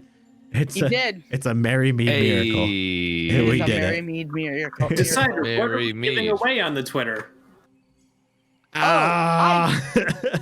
I can help A with this book. one because I can illustrate. A cookbook. We are giving away a copy of the Heroes Feast official D&D cookbook, complete with all kinds of very cool looking recipes and art and all that good stuff. So It's yeah. very cool. I actually got a copy for my birthday, so I can confirm that it Nice. is Yeah, very it's very cool. neat. Yeah. That's awesome. And, I might actually start to cook. It looks really Hey. neat, but I'm excited. I haven't made anything out of it yet, but I do know I keep looking to see if he's gone live. He hasn't yet, but Jim the Dim is going to be streaming after us All right. a cooking stream of him doing something out of the cookbook. So Jim, get on it. Are you in chat right now? You press go live right Yeah. now. Yeah, because we are ending. Good sir. Because we are ending right now. I had a fantastic time. You guys were all a joy, as always, to play along with, and I can't wait until the next session. So everyone, feel free to join us in Discord afterwards, where we're going to have a quick little chat about, the show, what you liked, what you didn't like, comments, suggestions, questions, get Just to know say us a little bit. Say hi. Yeah, we've had a lot of people just come in to say hi. Just ethics and moral And philosophy. yeah, lots of that. No Whole big lot of that. Like It's, bring your textbooks. It's usually pretty chill though. No, it is. It's good stuff. Let's see here. What's this here? Jim's gone live. Excellent. I might just need to refresh my page because his name comes up as not applicable, which is it's Jim _ Dim. yeah. It's just funny. It's like I could even see the channel, and it was just like not applicable. I was like, no, it is. It really is. Oh, Discord blinked for a second. Welcome back. Welcome back. We missed you. We missed you. All right, here we go. It still says NA, but I am 90% sure that the man holding onions is indeed Jim the Dim. So That would be him. Yeah. So we are going to start this raid over to Jim the Dim. Let's say hello. He's going to do a little cooking. He's going to cook up some of that Dungeons & Dragons cook stuff. And we will see you all next time. So I take care. never get the summary call right. One day. So, It's a work in progress. We'll get there. Take care, everyone. Say hi to Jim.